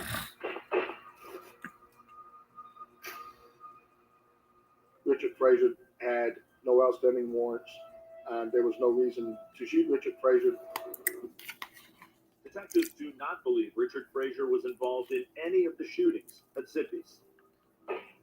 Based on the video, we was able to come together and show all suspects what they did, when they did it, how they did it. Our investigators did a wonderful job. We were able to take 6 very dangerous individuals off the streets of Natchez. In Richard Frazier's case, Harry Smith Jr. pleads guilty to second-degree murder and receives the maximum sentence of 40 years. Cleophas Robinson Jr., Detarius Matthews, Stacy Woods, and Candace Washington are sentenced to 20 years each for aggravated assault. Demetrius Thomas receives 15 years for aggravated assault. No one else is convicted in this case.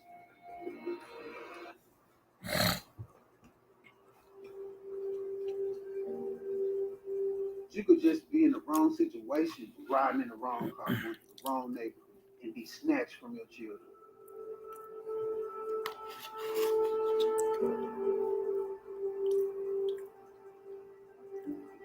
I have Richard everywhere I go. He's always somewhere with me. I wish he could have saw his kids grow up. He'll be real proud. My sister hasn't been the same since. To this day, it's hard for my sister to talk about it.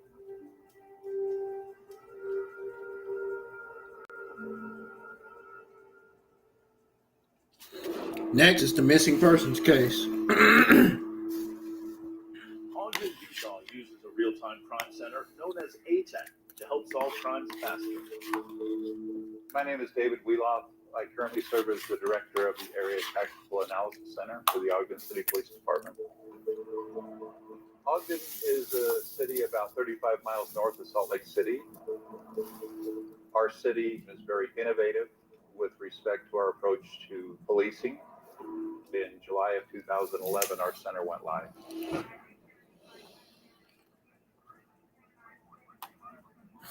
The officers in the field, they're the boots on the ground. The ATAC behind the scenes supporting that by providing intelligence that may be research on a person or a place or a vehicle. Right now, analysts are in the crime center monitoring those calls. We've experienced significant reductions in crime over the past several years.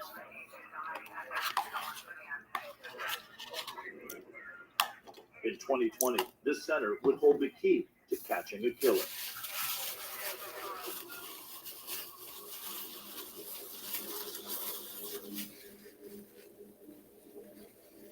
On May 10th, China Toledo's family called her in as a missing person after she didn't return home.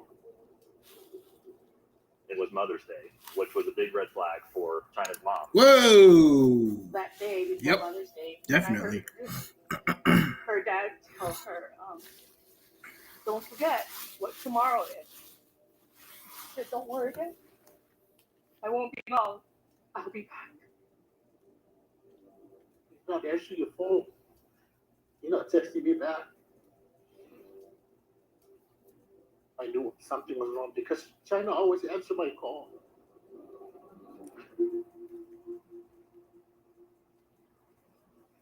The last her family knew, China was with her boyfriend, Andy Dennis.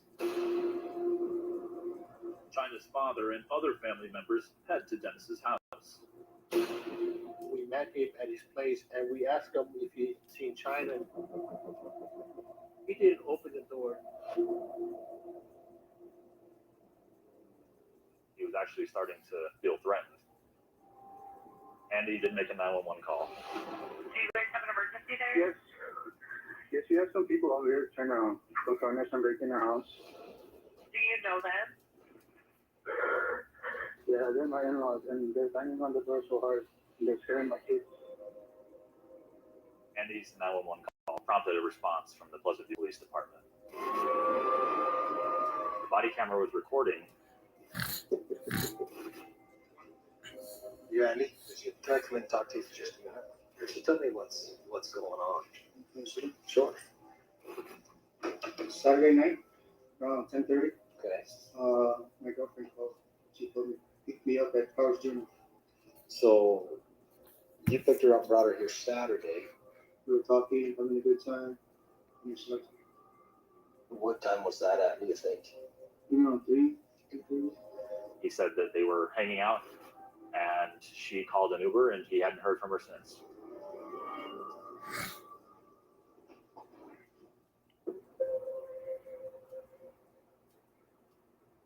China's mom received a text message from China around 3 a.m.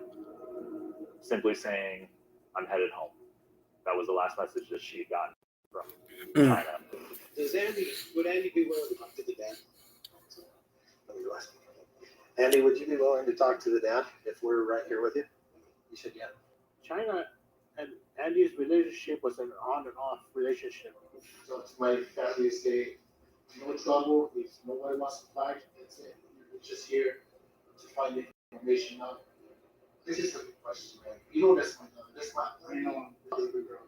My instinct, I just didn't like him at all. I had these bad feelings about him. Andy, I didn't give it to you. Tell me that. It's only going to hurt you in the long run. I know, that's what I'm saying. No, I'm not going to do it. All I need is to her back. I don't care how. Just bear lives.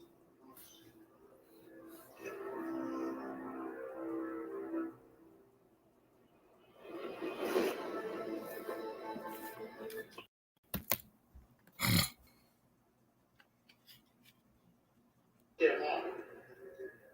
Just bear lives.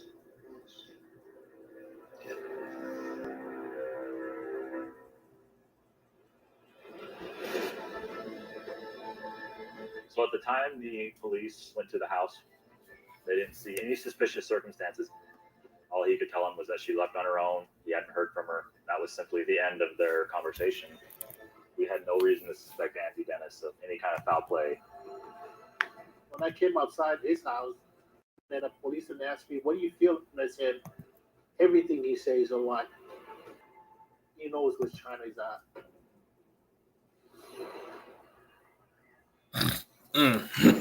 Oh, dang. Her dad said everything he said is a lie. Dang, man. Oh, snap.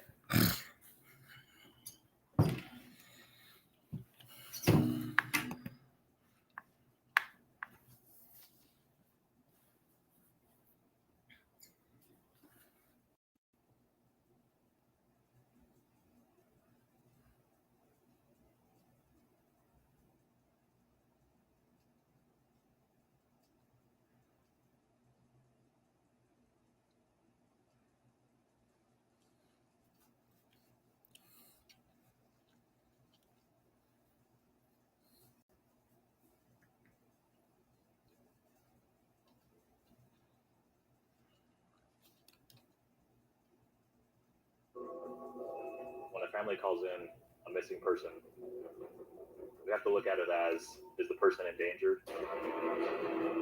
We learned through the investigation that the relationship with Andy, there was was a lot of abuse, both verbal and physical. We needed to find China alive and well.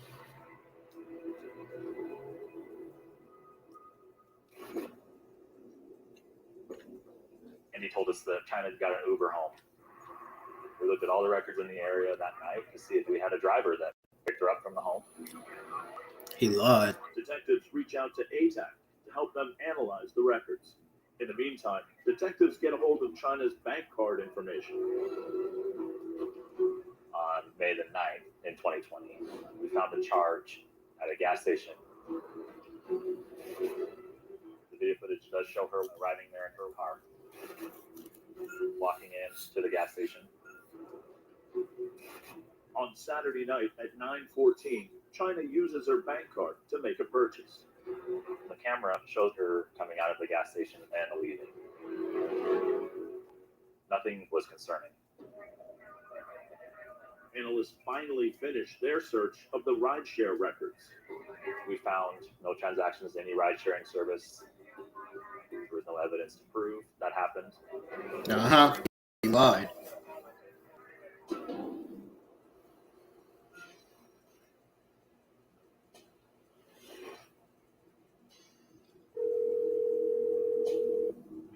What's the address?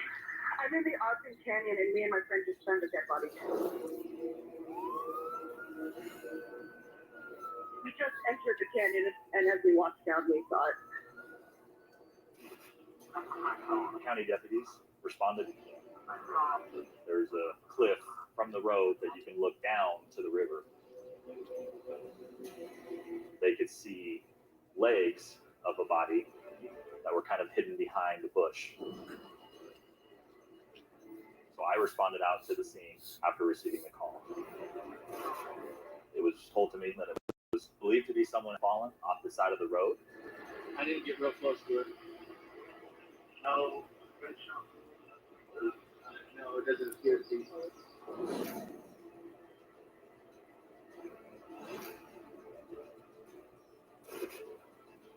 I was able to find a brown purse that was back in some bushes. I was able to find a wallet inside of it that contained an ID that identified her as Lopine Tolola, who is China.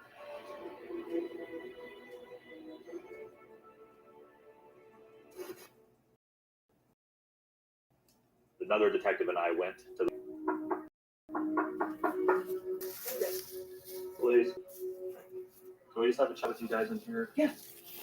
Sorry to say that we have found her. She has passed away. No. We are working an active investigation. Oh my God. I'm so sorry. I know who the killed. Oh my God. I know who did it. Where did you find her? I want to see my daughter. Right now, you guys cannot. We have to figure out what happened. Are you sure? Are you sure? Yes, we are sure. It's not you.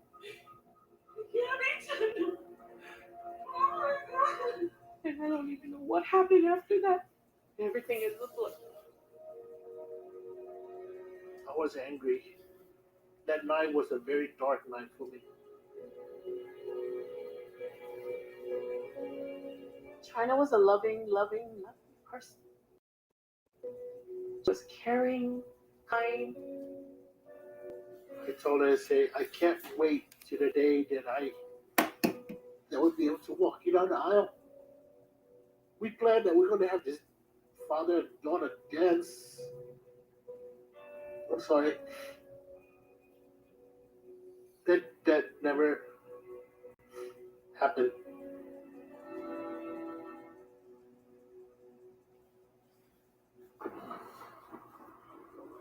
In the end of the day, when you get home, you sit and you think, what can I do on this case? What do I need to investigate? You need to investigate that boyfriend. That's what you need to do. You need to investigate that boyfriend of hers. That's what you need to freaking do. Support the detectives, the investigators. We want to help them figure out the facts. We have multiple tools that allows us to glean the information that might be overlooked. Cameras, license plate readers, even call detail records. ATAC analysts tracked China and Andy's cell phones. We were able to input that into the application. The application location then showed visually on the map what that device, that cell phone, was doing. We were able to put side by side the victim and the suspect's phone together and track from Saturday evening into Sunday and then into Monday. The cell phone data actually showed Andy leaving his residence, driving down to Jordan, meeting up with China. Their phones come together, and then the phones stay together all the way back up into Pleasant View, where Andy lives. A couple of different things happened. During the early morning hours on Sunday, China's phone stopped transmitting a signal. Andy's phone is still active. The following day, this would have been on Monday, the phone goes mobile and is seen entering the Ogden Canyon. So we realized that his phone had been not only in the canyon, but actually at the location where China was found. Told you, yep. The dad was right. He lied. The dad knew. Very big red flag for everyone involved. At the entrance to the canyon, the city has a parking lot, and cameras have been installed. See, the dad knew who did it. There are hundreds of cars driving into the canyon daily, and those cameras help us monitor in real time. So what we did is went to the recordings and reviewed camera footage. As they search for any sign of Andy Dennis's car, investigators interview their suspect. Andy came to the police station on his own free will. Me and my partner decided that we would talk to him as if we were simply investigating a missing persons report, even knowing that we had already found her, deceased. He didn't know any of that. So, your girlfriend, we don't know where she's at, right? We're trying to figure out where she is. What I wanted to do was just go back over everything with you. So you guys got back home to your house. I don't know what happened after that. Oh, we got to the house. It was over. Everybody was happy. And then started yelling at me. When I saw my kids and I didn't want them to see them. So I left. I walked out so she could pull off. And I came back, she's fine. About what time was that? Like around 4 a.m. or 4 a.m. Yeah. So Andy told us that the argument that him and China was having was over their relationship. China wanted to stay closer to her family, but Andy wanted her to come up and be part of his family. He claimed that it sparked her wanting to leave because she was so mad at him. What happened next? Did you guys go anywhere on Sunday? No. Andy told us that after China left, he stayed home with the kids throughout the next day and into the following He day. lied. They They got him, man. He lied, man. They got his ass, man. I've got a little bit of concern with that statement you're giving. Even the father said he's lying. Just a flat out lie. Right now, Like the father said. Oh, man, this is so satisfying, man. That's so satisfying, bro. To see that he lied, man. Oh, man. Wow, dude. Why did you have to lie, man? Could have just told the truth.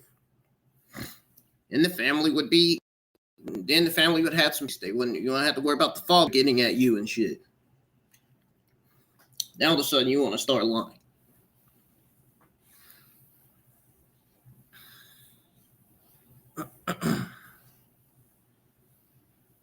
He only lying just to save himself, to save his guilt. He knows he's guilty, so why is he telling a lie? And why would he call 911 on her family to say that he felt threatened? I think that was just I think that 911 call was to throw police off, man. It had to be. There's no way. Why else would he be making that 911 call?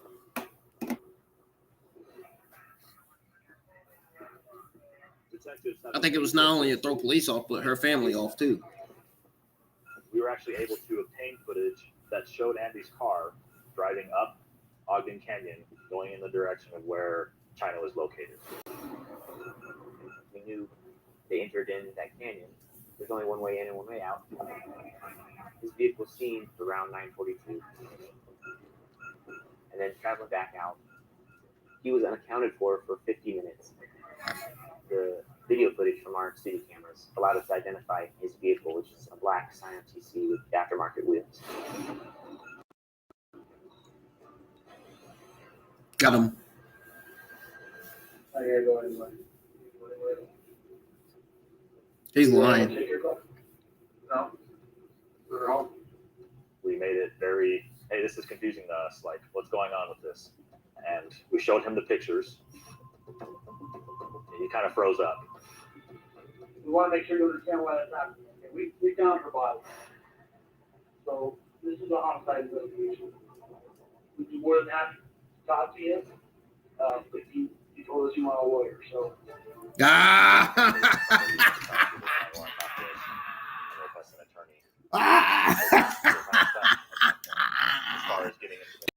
him.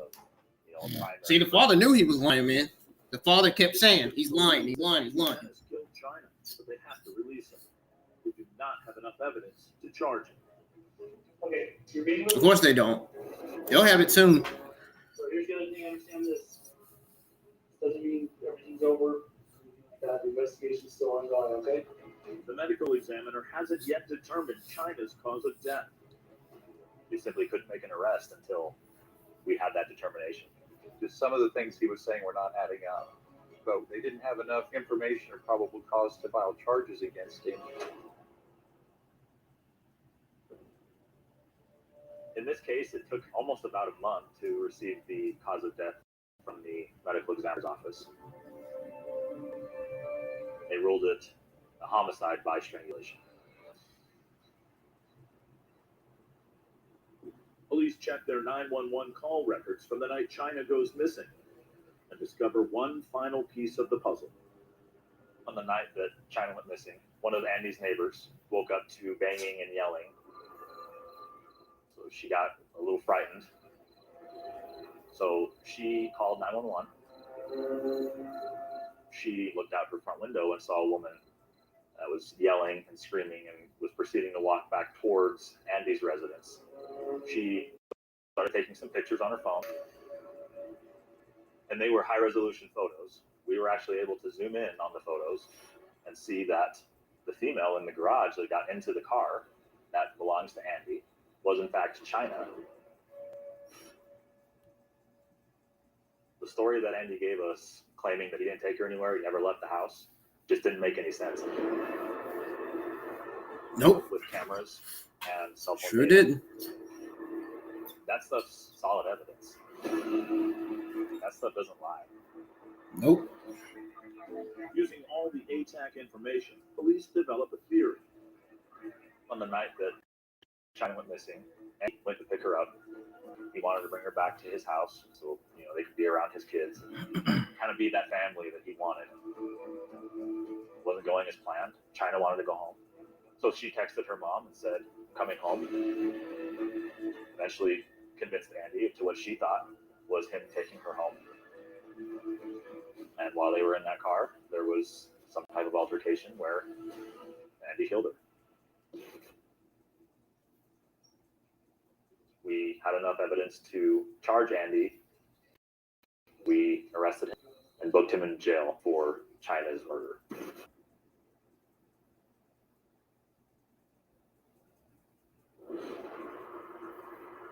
The data that we process and the cameras can make or break significant cases. All of the work that was done in the ATAC, the key pieces of evidence, those are all provided to the defense attorney, and their expert came back and said this cannot be beaten in court. And at that point, Andy pled guilty to murder.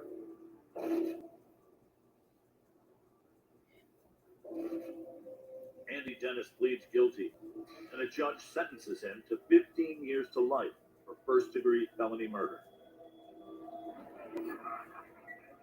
Nobody wants to live in a community where they don't feel safe. The Crime Center helps bring our community together to help us reduce crime in Ogden City. Even though they found him guilty and put him in jail, we still realize, okay, what now? It's still not here. And it's just something that we have to cope with. the norm for us now is going to visit her at gravesite. That's the norm. There's no winners here. We lost China. He has no life. That's just too bad. It's just so sad. I feel like it's a senseless thing. This program contains dramatizations and material. Well, guys, getting out of here, man. I'll see you guys live tomorrow. We're gonna be streaming. I'm gonna be streaming one of my other new games on the PS4, Power Rangers: Battle for the Grid. We're gonna explore that game, see what the graphics look like on there, and see how good that game does. And if I like it, we'll stream it. We'll stream it some weeks, not every week. And if I don't like it, well, you know what I'm gonna be doing with it, right? Uninstall. That's what's gonna happen. Now next week, not this week coming up, not the week now, but next week, I'm gonna stream that other Nexomon game. It's the same one, but it's got different Nexomon and it's got different graphics, I think. I feel like that one is the same as Nexomon, but it's called Nexomon Extinction. They're probably gonna do some more Nexomon in the future. I can see them do some more. Whoever made this game, I can see them doing more Nexomon games. They need to. If they want to compete against Pokemon, they want their games to be better than Pokemon, they need to do more Nexomon games. With a different title. With a Nexomon title, but with a different title under it. But thank you guys for joining. Thank you guys for being here. I'll see you guys tomorrow for some Power Rangers for some Power Rangers Battle the Grid. I cannot wait for tomorrow to get here. I can't wait to stream the game. I'm getting ready to get started on the thumbnail now. And then once I get done with the thumbnail, I'm gonna start on my thumbnails that I need to do for my Monday Night Raw and NXT reviews. So that way the NXT, my NXT and Monday Night Raw reviews will be scheduled early. That way, when Monday Night Raw goes off the air, I can change the thumbnail and essentially put the actual thumbnail on there. The thumbnails I put on there when I'm scheduling my reviews and watch-alongs early are just random thumbnails. Now, my watch-alongs, those are my watch-alongs, those thumbnails I do for my watch-alongs, those are actual thumbnails for my watch-alongs. Now, my reviews, those normal thumbnails I put for my Monday Night Raw and NXT reviews are just temporary thumbnails until the day gets here, and until Monday night, until the wrestling show goes off the air. It's kind of hard to see. There's a lot to content on the channel that you guys haven't seen yet, but when it comes to gaming content, when it comes to game streaming, I'm only just getting started. I'm going to be streaming a lot more games than you think this year. It ain't just Nexomon and Power Rangers. I'm going to be streaming the racing games as well. And maybe a few adventure games. Going to be streaming some RPG games as well. Going to have a lot of gaming content on the channel this year before the end of 2023. I cannot wait for 2024 to get here because Xenoverse 3 is going to be out. And I think Xenoverse 3 is still in development. There's going to be a whole bunch of characters. There's going to be a bunch of new characters on there. And I'm guessing, my guess is that it's going to be all the characters from Super Dragon Ball Heroes. That's my guess. We don't know that. We don't know that. We have to find out when 2024 gets here. Hopefully I'll still be able to do my YouTube channel by then. My schedules and stuff won't get mixed up. Because once 2024 get here, I would have already quit in KFC by the time 2024 gets here. Because this year's my last year working at KFC, believe it or not. I am definitely promptly leaving to go find me a cleaning job. Going to find me another job. I think I'm gonna have a cleaning job. I think finding me a cleaning job is the best solution for me. I think it's the best thing right now. So I'm gonna find some kind of job. It's gonna be a cleaning job. I know that. It's gonna be working somewhere else. It's not gonna be KFC though. I know that, because I'll be done already quit that job, or I'll be done left that job. Put it that way. I'm not gonna quit. I'm gonna leave the job. My last day is November, so I've been there for 5 years. It's my 6th year already. I thought it was 4 years, but now I realized it's 5 years because now it's 23. So it's been 5 years. I had to tell one of my cooks that because I told him I worked here for 4 years, and I realized it was 2023. So I told him, actually, I worked here for 5 years.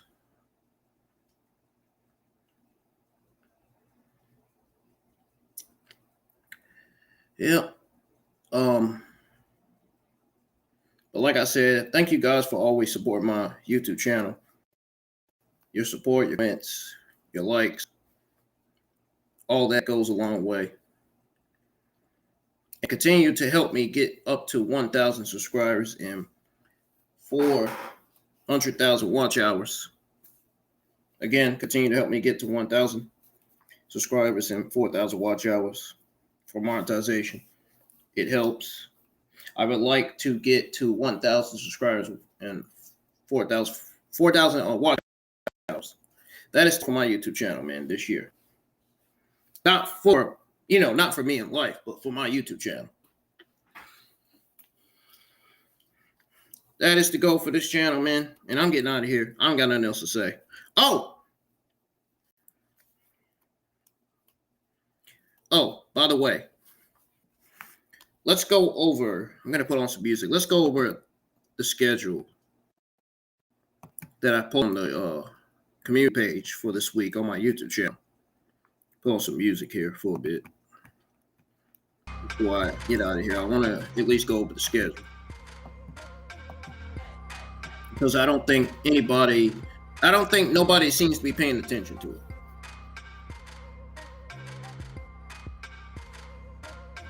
So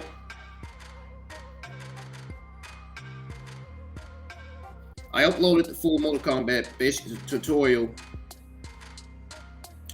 movement, attacks, blocking, throw gameplay video. I uploaded that. Mortal Kombat 11, my very first Mortal Kombat 11 Ultimate basic tutorial gameplay video is on the channel. So if you guys haven't checked it out, you missed it, go check it out. We'll give it a thumbs up. My Nexamon stream is on the channel. I streamed Nexamon for the first time. I streamed the very first Nexamon game. I'll be streaming the second one next week, Nexamon Extinction. I'm gonna stream that one, and I'm gonna determine which one is better. I'm still gonna keep both games, though. I'm not gonna get rid of one of them. I'm still gonna keep both of them. But I'm gonna determine, in my honest opinion, which one is better. Even though there's some to them, and there's some things about both games that are the same. Not all of them. Not all of them.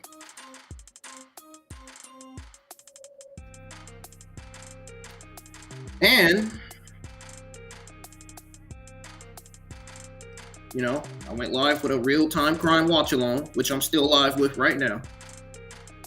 I'm getting ready to get out of here, though, believe it or not, because it's about to be Monday. I go back to work tomorrow, so. I will be streaming Power Rangers Battle for the Grid live on YouTube a little early in the morning, so I may have to set my timer to 10 or 11. And if the timer goes off, I'm getting up. I'm not falling back to sleep. I'm not doing that shit like I did that last time. I ain't doing that.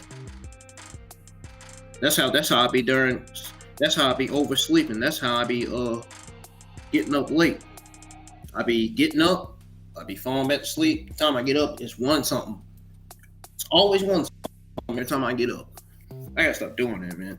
I gotta start setting timers every day, so I can start getting up in the mornings instead of getting up late in the afternoons.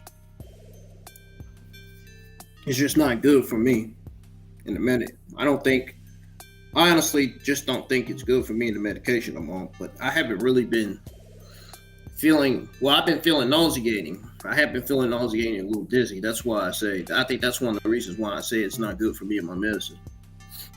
I'm supposed to be taking my medicine in the mornings and not in the afternoon. Take it in the afternoons, and I'm not supposed to take it in the afternoons. And as you guys know, the smoking ain't got nothing to do with it. You know, my behavior ain't got nothing to do with it either. It's just I be forgetting to get up, man. I be wanting to get as much sleep as I need, you know. I don't be wanting to get no 2 hours of sleep and then I get up, my eyes feel tired still. You know, I don't want to get up. I don't want to get up and still feel tired. It's not a good thing to have 1 or 2 hours of sleep and then get up and feel tired. Monday, I'll be streaming Power Rangers Battle for the Grid live on YouTube a little early in the morning. So it'll probably be at either 11 p.m. or at 10 p.m.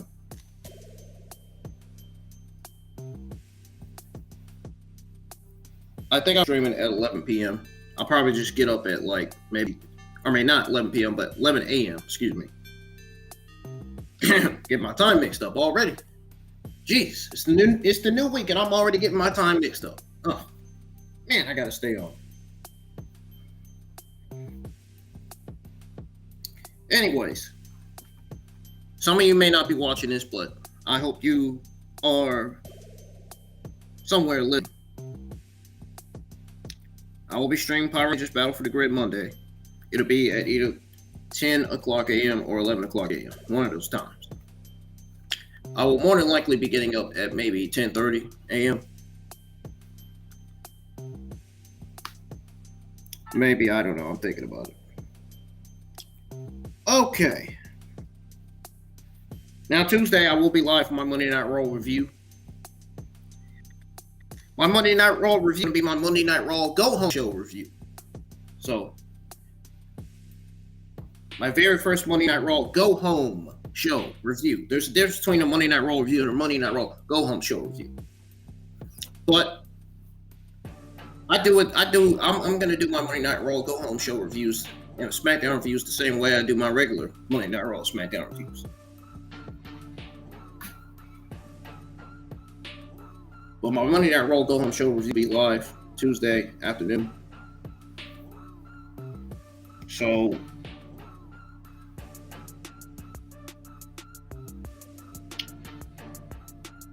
the review is pretty much going to start at 12:30 p.m. 12:30 p.m. Yeah, I said it right. I was going to say 12:30 a.m. I wasn't trying to say that. 12:30 p.m. is when my Monday Night Raw review is going to start Tuesday. And then when I come back home Tuesday night, I'm probably going to do some practicing on WWE 2K22 because I'm going to be streaming that this weekend since Elimination Chamber is coming up. I figured I'd stream some WWE 2K20, finish going through the rosters, man, finish trying out all the wrestlers on the game so you guys can get an idea of what they do, so you guys can see and get a glimpse of their entrance and get to see what they do in the ring on WWE 2K20 too. Just some wrestling content to get through your day, man. Some wrestling 2K content, you know what I'm saying? But yep. Monday Night Raw Go Home show review will start at 12:30 p.m. and I'm gonna make sure I schedule it to go live at 12 o'clock p.m. Tuesday.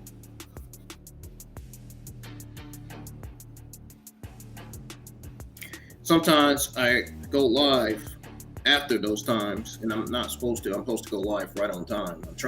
I be trying to go live for my reviews and watch alongs right on time. I don't be trying to go live late. Sometimes I'm live late, and that ain't good.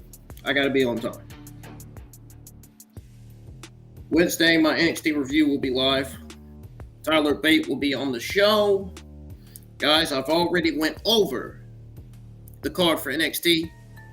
I will have it scheduled by tomorrow. I'm getting ready to work on my thumbnail for just Battle for the Grid, and then I'm going to start working on thumbnail for Monday Night Raw. Have a temporary Monday Night Raw thumbnail up there for Monday Night Raw view. That way, my Monday Night Raw view will be scheduled. I'm going to start scheduling my Monday Night Raw NXT reviews early. And SmackDown Rampage reviews early too, every week. But see, the problem with SmackDown and Rampage, the problem with Rampage is, you know, they don't announce what's going to be booked for the next episode of Rampage. It's like they're producing Rampage, then before the show goes off the air, they announce matches that are going to be on the next episode of Dynamite, but they don't announce matches that's going to be on the next episode of Rampage. How is that? Why don't they announce any for the other Rampage episodes? Why don't they announce the next Rampage episode? Why don't they announce the next matches for the next Rampage episode? That's what I want to know. That's what I'm trying to ask. Why do they announce matches for the next episode of Dynamite, but yet they don't announce matches and segments for the next episode of Rampage? It's like if they would have did, I could have been had my SmackDown Rampage watch along and reviews thumbnails done for my watch alongs and reviews. It's like I could have been had my thumbnails done for my SmackDown Rampage watch alongs and reviews, man. They'll show you AEW is different than WWE. At least AEW is doing better than WWE when it comes to producing some of the best AEW television. When it comes to producing some of the best shows that AEW's ever produced. They are certainly producing better shows than WWE, no question about it. Meanwhile, WWE is giving us garbage after garbage after garbage. Nobody wants to watch trash on TV. Get that shit off of television. Nobody wants to watch that. Nobody wants to watch talents like Lacey Evans, a Charlotte Flair, a freaking Ronda Rousey. Nobody wants to watch talents like that. Get them off of TV. That's why the ratings are dropping. You got talents like that on TV. And it's not their fault.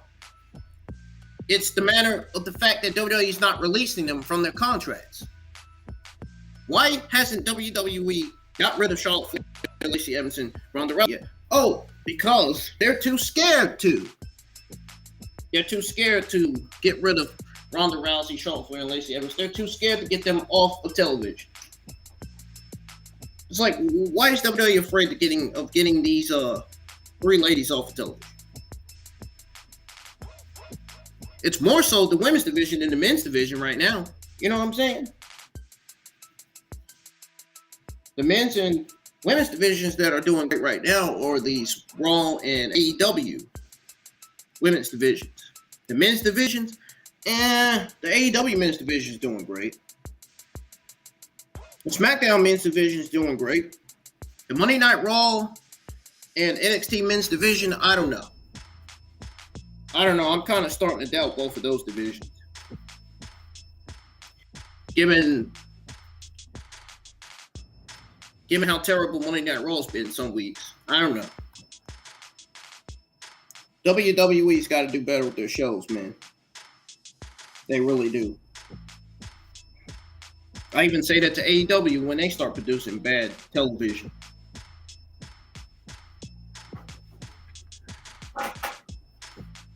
Well, like I said, my Monday Night Raw Go Home Show review will be live Tuesday afternoon. It'll be live 12 p.m. and it might be live a little bit after 12 p.m. Might, but the Go Home Show review is definitely starting at 12:30 p.m. My NXT review will be live. Hopefully, NXT will produce a good show this week. Hopefully, if not, then I won't be live with NXT. Instead, I'll be live streaming Hot Shot Racing live on YouTube. That's one of the other newest games. I got a lot of new games on the PS4, and I'm planning on downloading and buying a lot more because I'm going to be trying out a lot more. I think I know what quality to put all my game streams on now, because my quality hasn't been messing up as of late. So that's good. Plus, Nexomon is a fighting, but it's an adventure game as well. It's a fighting game, adventure game, RPG game. It's all sorts of that. I think when I stream games on YouTube, it has a lot to do with the quality and the frame rate. I had to put the quality down. I had to set the quality. I had to go to settings and set the quality to 360p. I had to 360p standard. I had no choice, because every time I put it on the other quality numbers, the stream starts to bluff. Well, the stream hasn't been bluffing ever since I had the quality set to 360p standard. I think it has a lot to do with how much megabytes our router has. And you know what? I can't stress this enough to my mom that we need more megabytes for that router. We need more megabytes on that router. So that way it could be a gaming router. That way it could have megabytes for gaming, for game streaming. I wanted our router to have megabytes for game streaming, man. That is really important. That is really, really important, man. Hot Shot Racing will be streamed Wednesday afternoon.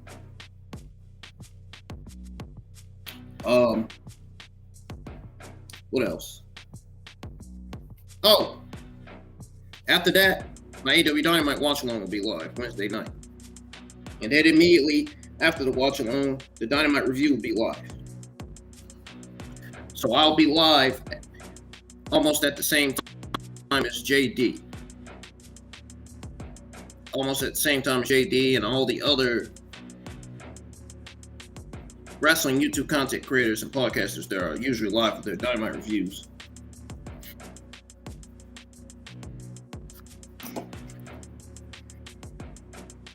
There will be no content Thursday. Friday, I'll be streaming Nexomon live on YouTube when I come back from getting my haircut. Usually I get my haircut once a week. Like every 2 weeks.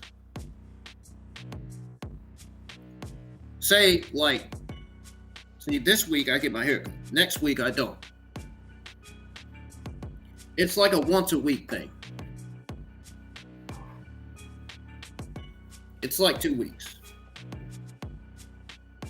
My Friday SmackDown Rampage watch along will be live this Friday night. And then after that I'll be playing some Galaga, man.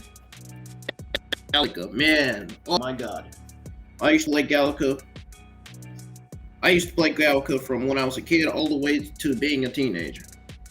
I played it in my days as a kid, and I played it in my days as a teenager. And I can't wait to play it as an adult. Man. This game brings back memories. Galaga, man. It really does. It really does, man. My father was still around when this game was out.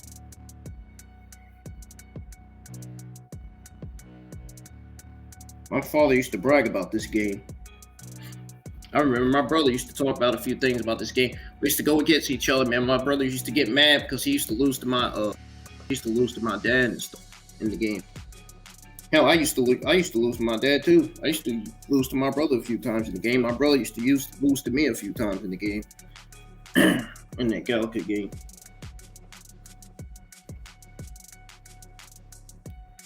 It's a good game if you know how to play it.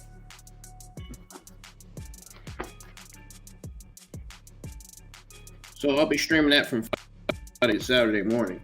From Friday night to Saturday morning. SmackDown Go Home show review will be live. Along with your Rampage review as well. It depends.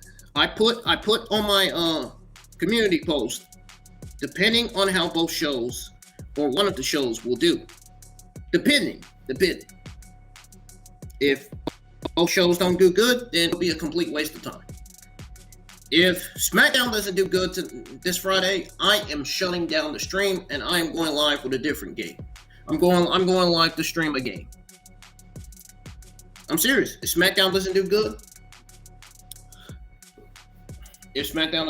man, I am shutting down the stream, and I'm just gonna say forget Rampage, and I'm streaming one of my new games on the channel.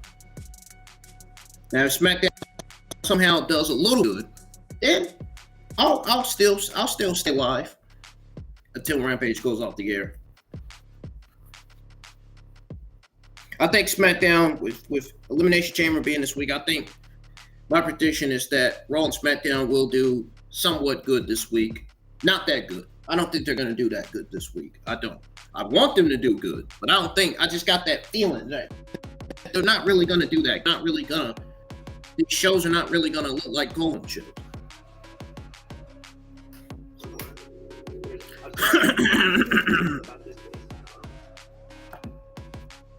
Oh. But yeah, if SmackDown doesn't do good, if SmackDown does good, then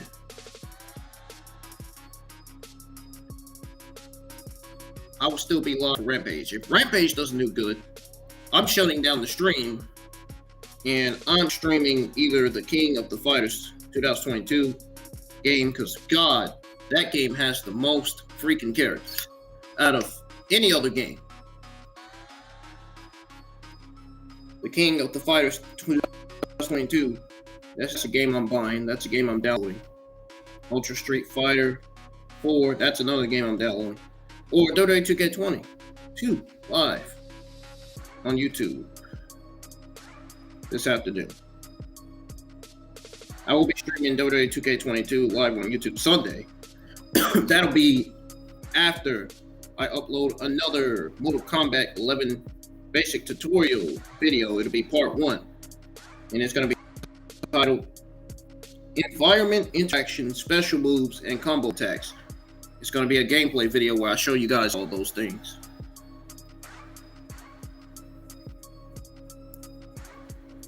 That is all that I just mentioned for Sunday. Sunday night, I'll be streaming Injustice 2 for the first time ever to close my Sunday night. Now back to Saturday night. Elimination Chamber Watch Along will be live. And then my Elimination review will be live immediately after. A little after. Well, actually not immediately after, but a little after.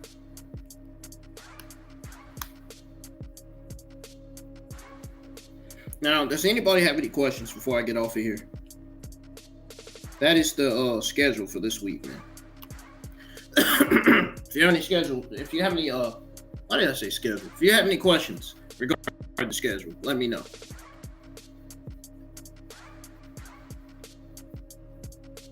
Or if you have any questions on what content I'm delivering, let me know, man. If you don't understand what I'm saying, ask me to repeat it again, and I'll repeat it. I got no problem with that. I'm getting out of here. I got a busy week. I got thumbnails to do, backgrounds to do, and I'm probably gonna get back on Nexomon and level up my Volazy. My Nexomon Volazy, and then level up my other 2 Pokemon. They're not gonna be evolved yet. So by the time I stream the game, you'll see them on different levels. This Friday afternoon. You will see them on different levels, man. I love this Nexomon game. I really do. It's great. I don't know why people are sleeping on this game.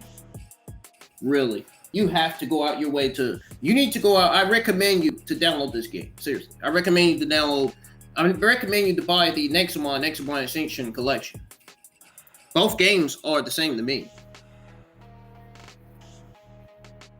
But they just have... I think the only thing is that they have different gyms, different trainers, and different Nexomon. That's the only difference between Nexomon and Nexomon Extinction. That's the difference between those 2 games, in my honest opinion. But guys, I'm getting out of here, man. Don't forget to check out my Mortal Kombat Ultimate Basic Tutorial gameplay video, and don't forget to check out my the Nexomon game that I streamed on YouTube. So check out the Nexomon live stream. Give it a thumbs up. Show your love. Show IWN some love. Continue to support him and his YouTube channel. Your support, once again, goes a long way. And please, anytime I'm live, please hit the like button on all of my watch-alongs and reviews. I really appreciate it.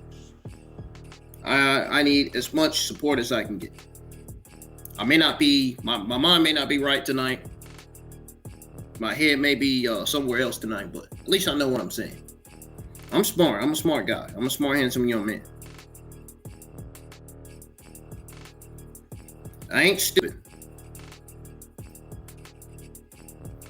I know some things, not everything.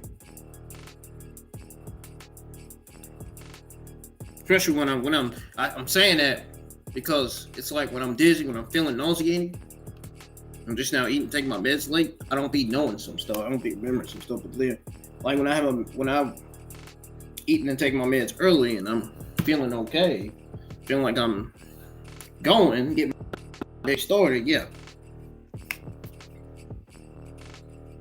Does that make sense, or do you guys need me to explain it in a different way?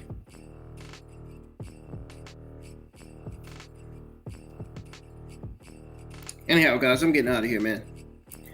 If you guys enjoyed your time here in the live chat with me, man, for the real-time crime, I keep calling it real crime, it's real-time crime watch-along.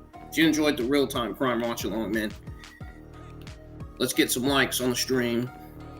Hit the likes button on my Mortal Kombat tutorial gameplay. Hit the thumbs up on my next of mine game stream. And go check out all the other content. You're not going to hear me say this all the time. Okay? My Monday Night Raw review is on the channel. Dynamite review from last week's on the channel. Go check those out, please. Vengeance Day review from 7 days ago is on the channel. My SmackDown page review from February the 4th, 2023, that's on the channel as well. Check that out. Get that a thumbs up. Everything you need is on the channel, man. It is on my live page. Now, here's an easier way to get to my Mortal Kombat Ultimate Basic tutorial video, gameplay video. Go to my YouTube channel, go to where it says videos, and it'll be right there, sitting right on your face. Boom, it'll be right there on your phone, or on your computer, or your laptop, whatever you want.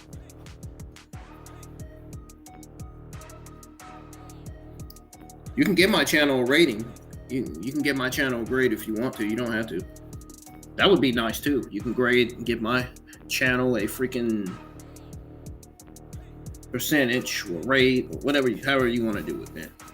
It's up to you guys. But anyways, I got a week ahead of me, man. It's a new week for all of us, especially me when it comes to YouTube, when it comes to content. I will see you guys tomorrow for the Power Rangers Battle for the Grids game stream. I'll be straight that I'll be what am I trying to say? It'll be the first time. It'll be my first time streaming Power Rangers. But it won't be my first time playing Power Rangers. I played Power Rangers when I was a kid. I played the very first Power Rangers game on the Nintendo 64 when I was a kid. All the games that were coming out on the Nintendo 64, they were the very first games. All of them were.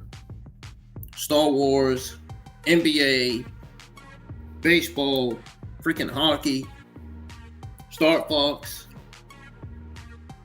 Mortal Kombat, WCW, all those those were first generation games right there. All those games came out. All right, guys.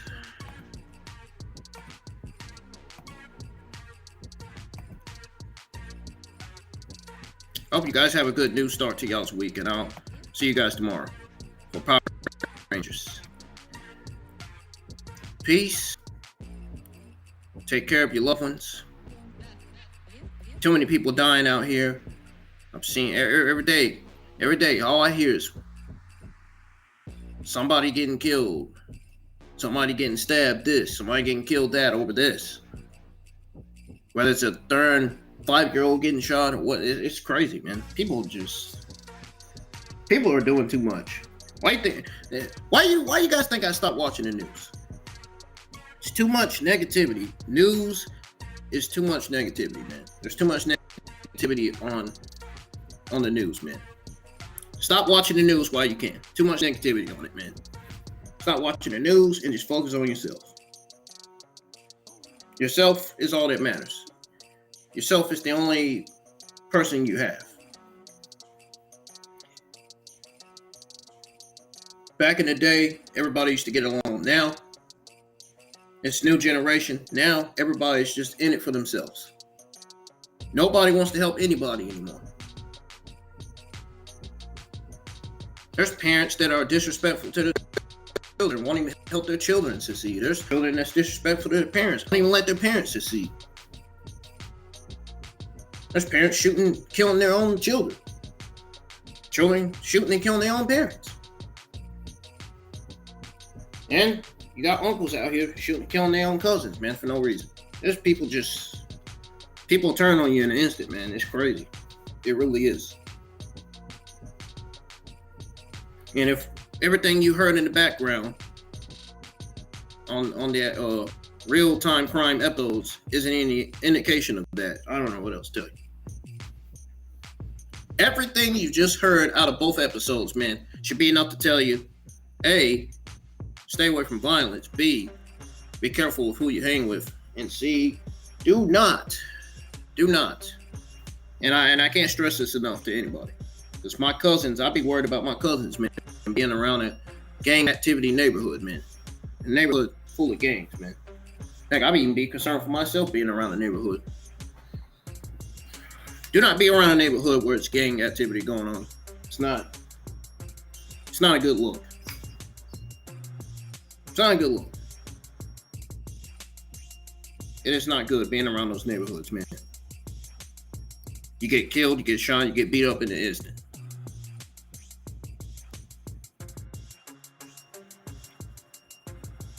It doesn't matter if you're not scared.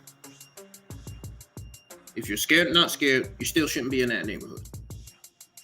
You still shouldn't be in the neighborhood with gang activity. It's negativity down there. I don't even want to say what's down there. I'm just going to say it's negativity down there. That's all I'm going to say.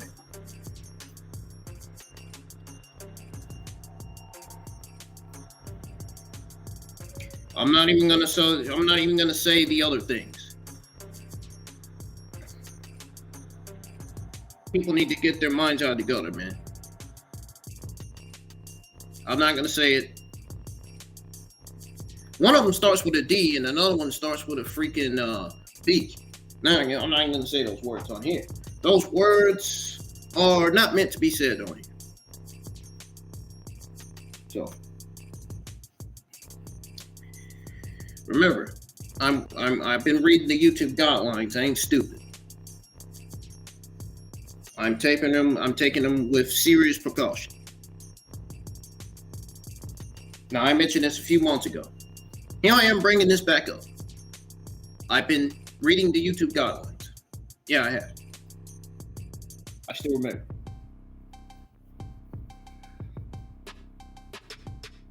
At least I ain't been putting titles with cuss words in it, though. Maybe just one, but not. The rest of them don't have cuss words. Just one. But my thumbnails look great overall, man. I do such a good job with my thumbnails and my freaking streams. I do a good job of putting together my videos, you know, my intro, my outro for my gameplay videos. And I even do a good job with my backgrounds, too. I'm really doing a good job with the channel, and I'm going to keep doing a good job with my channel. I'm going to continue to give you guys the content you want to hear and see. There's some content that nobody else in the YouTube community is giving you that I'm giving you. There's people in the community that can't give you better content. They can't give you better YouTube content like I am, like I'm giving you better content. There are some people in the YouTube community that are not giving you the content I'm giving you now. I think if you're not giving out the content that I'm giving you, I think you're just a complete idiot. I think you're just a complete idiot. If you're a YouTube content creator, not streaming and producing content that I'm streaming and producing, then you got to be a sore loser. If somebody comes in your chat and says, I want to see Mortal Kombat content, I want to see NBA content, I want to see wrestling reviews and watch alongs, and you don't give them what they want, you're a complete idiot. You're a complete loser. You're a complete loser for not giving your audience what they want to see, what they want to hear. Complete idiot. You gotta be a complete fucking joke.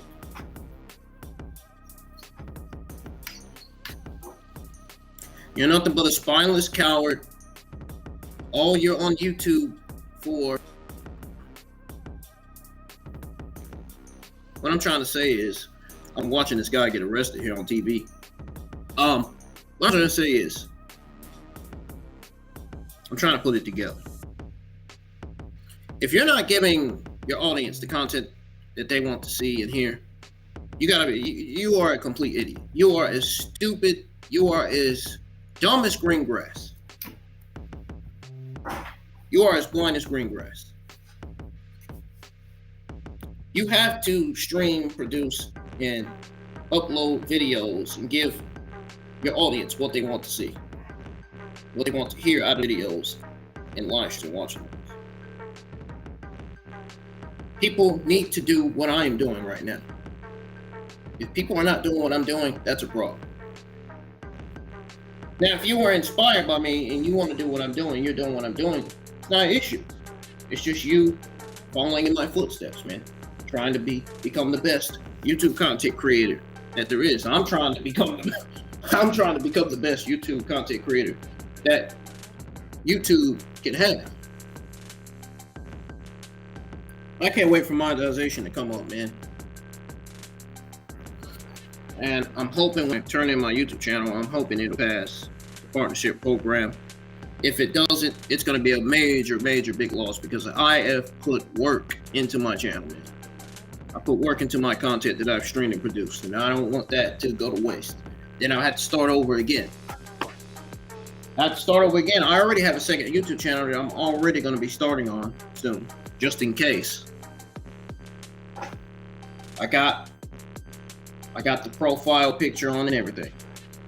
I don't have the YouTube channel art on it. I'm gonna have to do it. I'm gonna have to do my YouTube channel art banner for that one, for my other YouTube channel. You can go subscribe to my other YouTube channel if you guys want to. My intro and outro videos are on there for what my outros and intros are gonna look like going forward for my second YouTube channel, which is IWN Gamer, by the way.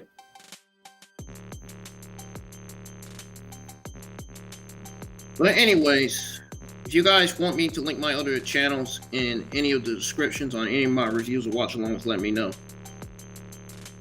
There's probably going to be a lot of people watching this because obviously I had a lot to tell you guys. My mother's birthday is coming up. I got to get her I gotta buy her a new glass protector before her birthday comes up. So I'm gonna work on doing that now. Get these freaking thumbnails started.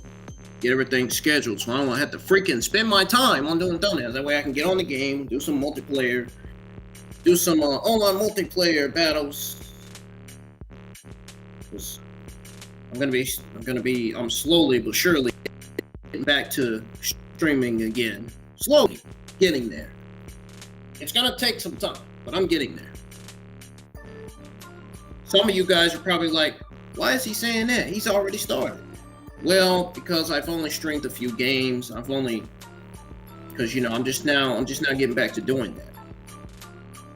And now because I now know what to put it on now. I'm gonna start putting it on 360p standard now. Can't put it on 360p high or 720p high. It's gonna mess up it's gonna mess up the frame rate, and not only the frame rate, but the quality itself.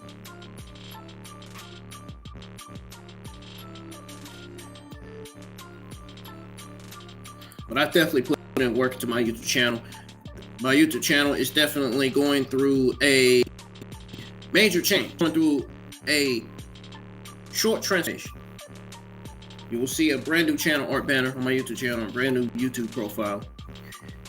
I gotta try to, sometimes I gotta try to sit down and think, relax and think what background I need to put on there for my new YouTube channel art banner. I know who I'm putting on there.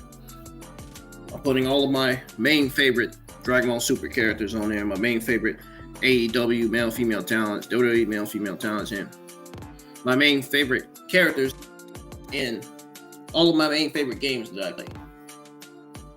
That includes WWE 2K22,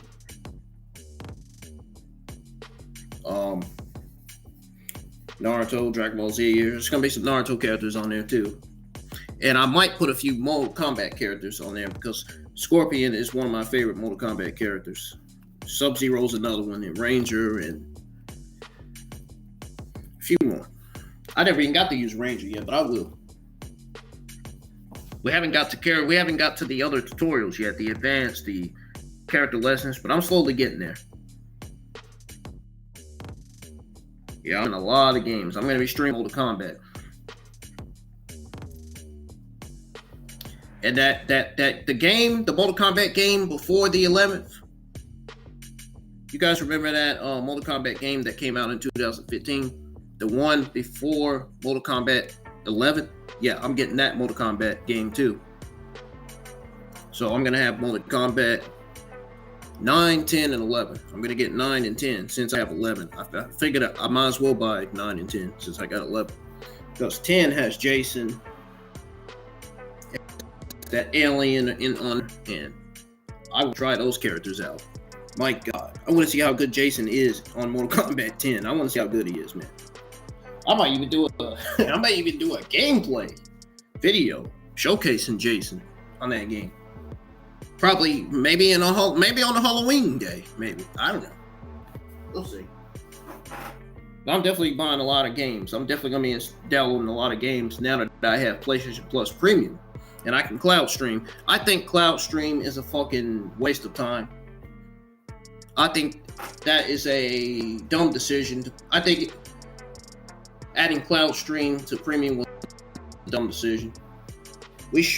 I don't think we should have never had cloud stream to begin with. It's nothing. It just has a lot to do with PlayStation Plus. I thought cloud streaming was going to be where I could go live with HD quality without it bluffing and lagging and stuff, but only to find out cloud streaming was for PlayStation Plus. Waste of time. And I'm definitely going to be going on eBay finding me a gaming laptop because I need a gaming laptop.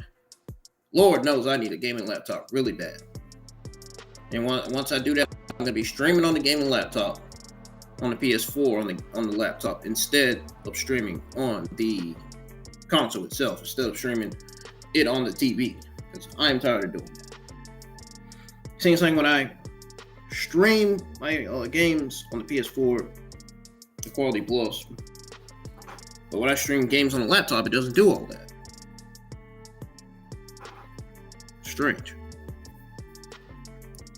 But ever since I streamed Nexomon earlier, the quality has been doing fine. I still would like more megabytes on our router. I think that's the reason why it's been doing it, because we don't have any more megabytes on the router. We need more megabytes on the router. We definitely need more megabytes on our router that we got. If we can get more megabytes, then I could try to stream again. Then I could see whether it'll lag or bluff despite more megabytes. But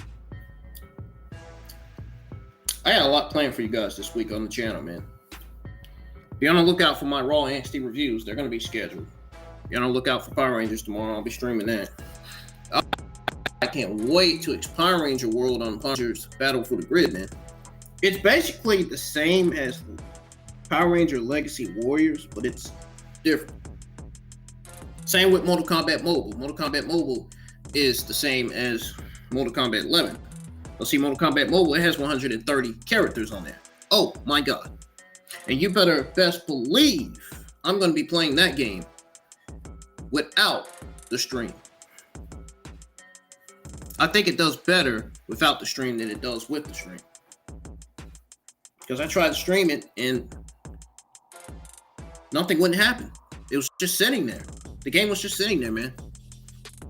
It was just going slow, pulling up shit on the screen. Same with Legend Z. It did this. Dragon Legend Z did the exact same thing on the Chromebook laptop. Did the exact same thing. Just lag after lag after lag after bluffing. It was ridiculous.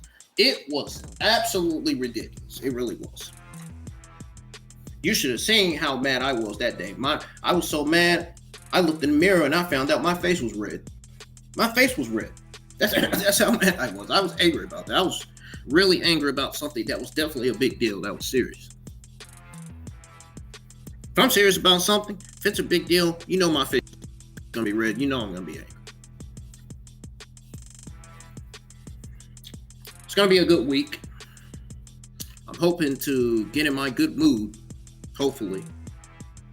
If this job doesn't tire me out, stress me out.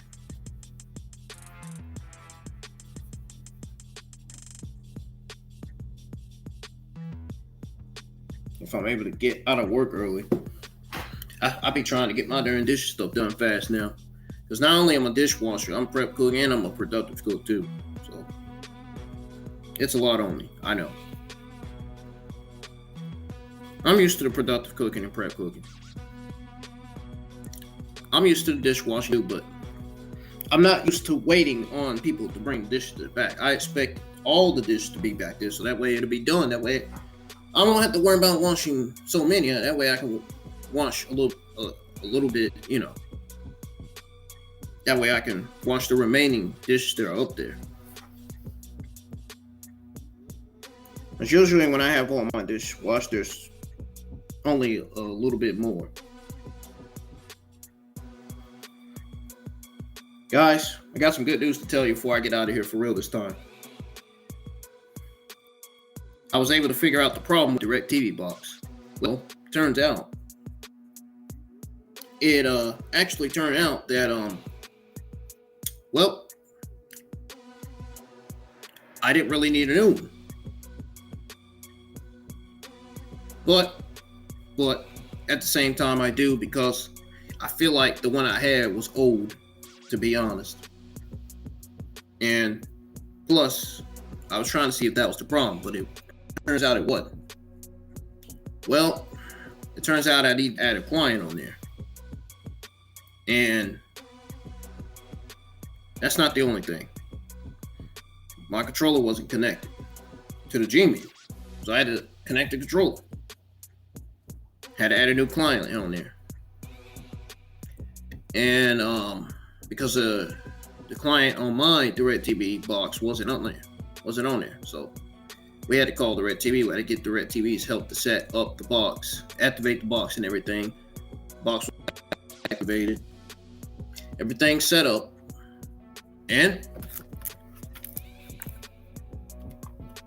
back to normal. TV is back to normal, man. I get to watch TV all over again. Thank God. Thanks to DirecTV. So I just want to thank DirecTV, man, for helping me and my mom fix and solve this problem. You know, without them, we probably wouldn't have cable. I think without them, we probably wouldn't have anything to watch. Even though there are some stores that are selling cable boxes like Dish and freaking Time on the Cable, but still.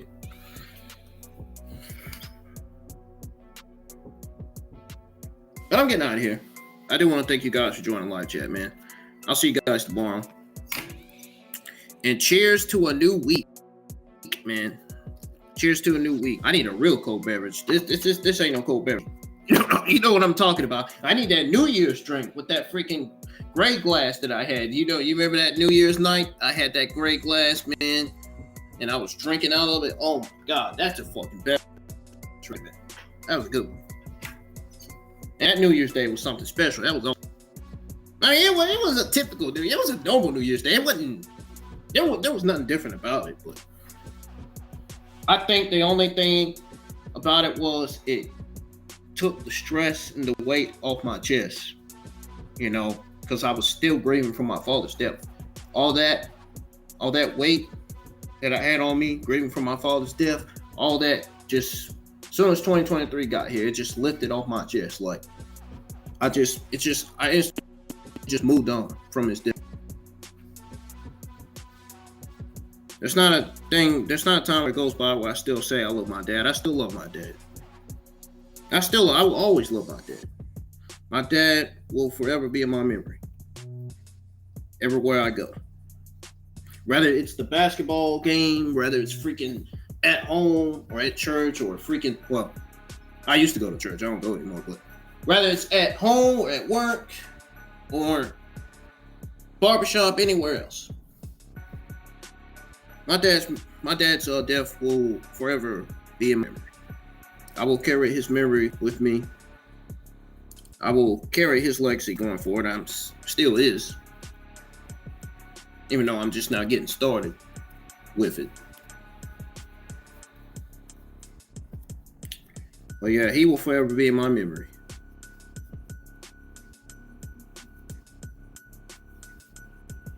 That's for damn sure.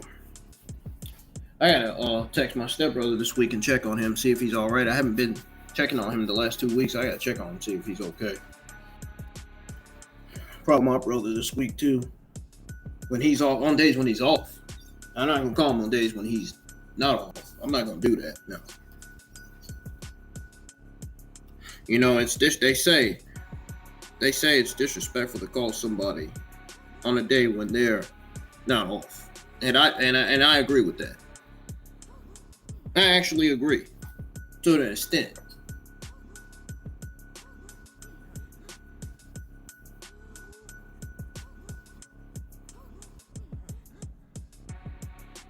I don't smoke cigarettes anymore. I don't smoke cigars anymore. I smoke vape now. I'm smoke vaping now. I don't do that cigarettes, and I think smoking cigarettes and cigars is worse than vaping to me. I don't have a problem with smoking. I think smoking cigarettes and cigars is worse than smoke vaping. To be honest, that's why I stopped doing it. But anything you smoke can make you buzz. It can get you high. Either way.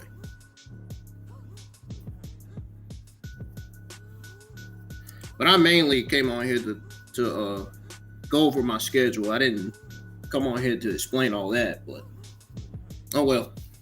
I said what I said though.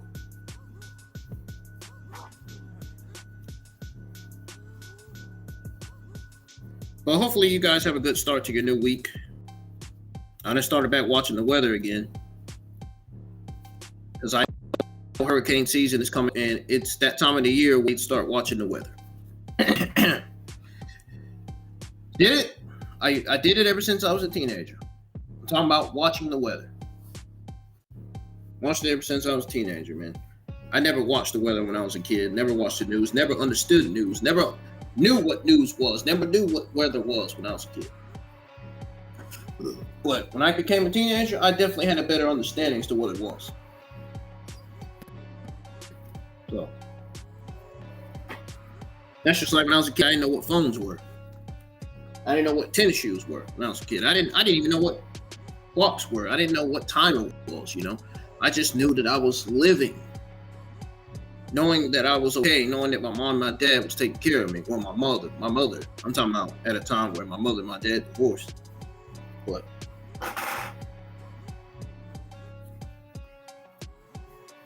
I didn't know all that stuff when I was a kid till bro.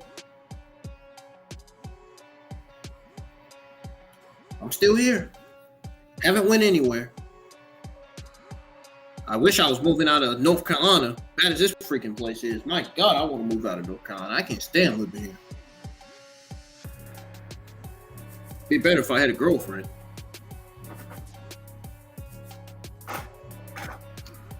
My life would be a whole lot better if I had a girlfriend. Trust me when I tell you my life would be a whole lot better. My life would be a whole lot better if I had a girlfriend. Trust me. Then I get to go all the places I never got to go with her. Love her, take care of her just like I take care of my mother. She takes care of me just like she takes care of her parents. You know.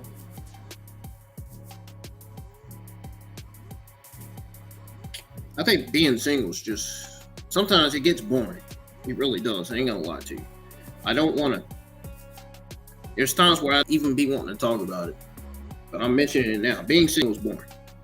It really is. Sometimes it is. Not all the time.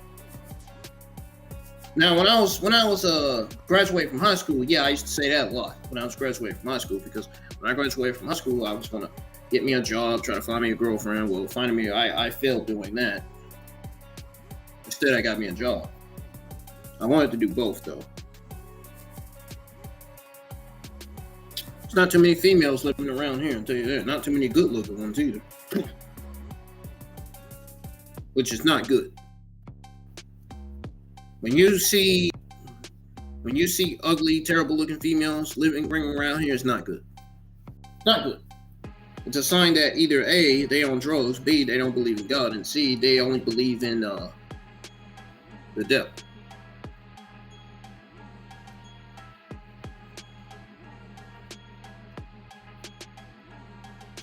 There is definitely some females around here that definitely has the devil in them. Not gonna say no names, but some of the ones, not some of the ones I talk to on Facebook, but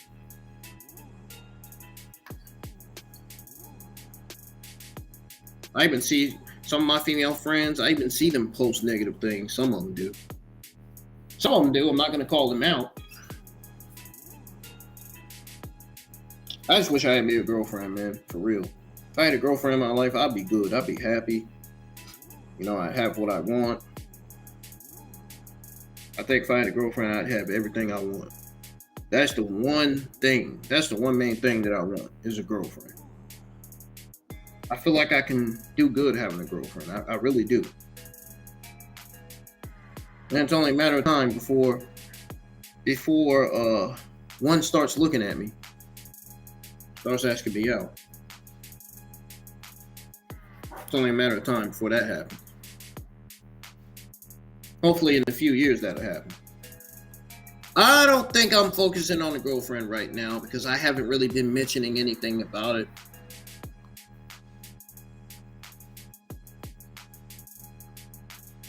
I would still like a girlfriend though. I still want one though.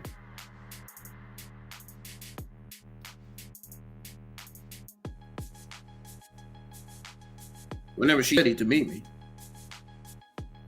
I'm ready to meet her more than she's ready to meet me, to be honest.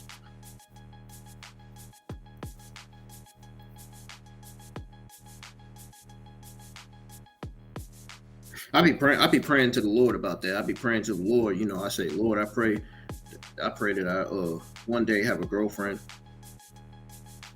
Because I need one. I do. For real. No joke. But I think without a girlfriend, it's seemingly impossible to even live a single life. To even live a happy life.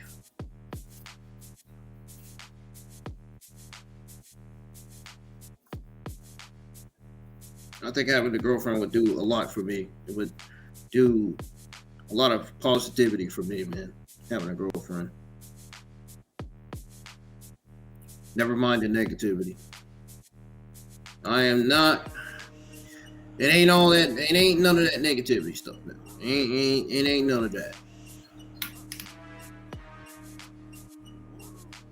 I want to have a girlfriend for a lot of positive reasons.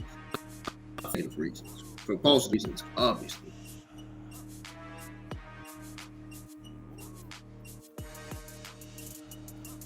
I'm also going to continue to give you guys the content, the wrestling gaming content that you guys want to hear, and the content you guys want to see, most importantly.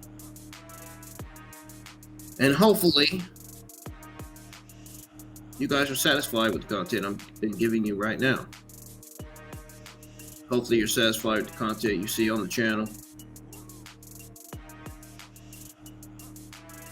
Well, this is only just the beginning, man. Pretty soon, I'm going to be taking my watch-alongs, reviews, and videos, and content. I'm going to be taking all that to the next level here pretty soon. Because once I get a gaming laptop, I'm installing OBS, and I'm going to be streaming games on OBS on the PS4, and I'm going to be going live my watch-alongs and reviews on the OBS Studio. Such a great tool, man. I love it. I can't wait to have it on my gaming laptop that I'm desperately searching for on the eBay app. Search for the cheapest possible. The one that has the most solid state drive, the one that has the most hard drive capacity. I need a gaming laptop that has the most hard drive capacity, the most processor speed, and laptop with the most RAM size. That way I'll be able to download Dragon Ball Z Budokai Tenkaichi 3, be able to download the mods for the game, be able to showcase mods on that game, and showcase mods on Naruto Ultimate Ninja Storm 4 and all the other Dragon Ball games that I'll be downloading when I have a gaming laptop. So be looking forward to a lot of gaming and wrestling content coming from me this year, because you'll definitely be seeing that. Whether people like it or not, it's gonna be my content's gonna be seen all over the world, and I love it. I love it.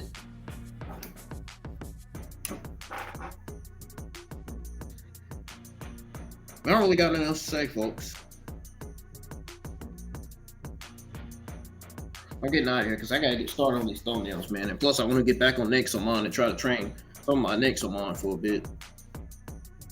And I think I'm gonna probably play some Splitgate after that, maybe. I don't know, man. If my friend's on, I may get on Xenoverse 2 and clip some of my moments of me playing with Xenoverse 2 players, helping them get their paraquests finished. Probably upload some videos like that on the YouTube channel, maybe, I don't know. But I know I'm getting back on Nexomon, I know that. And I'm probably gonna go ahead and start with the other Nexomon game this week.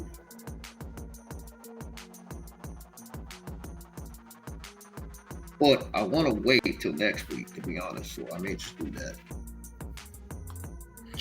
Probably get on some Mortal Kombat, because I am still practicing on Mortal Kombat. I want to practice so I can be ready for those online battles.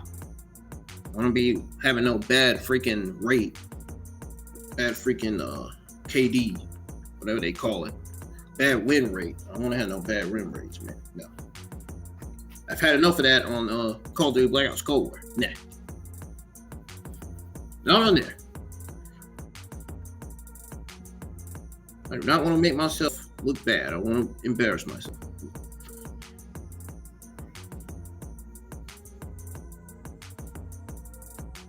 Anyways, guys, I'll see you guys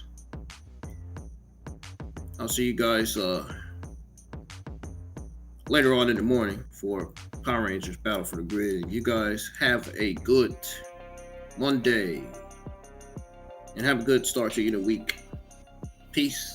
I am definitely getting out of here because I done said everything I had to say.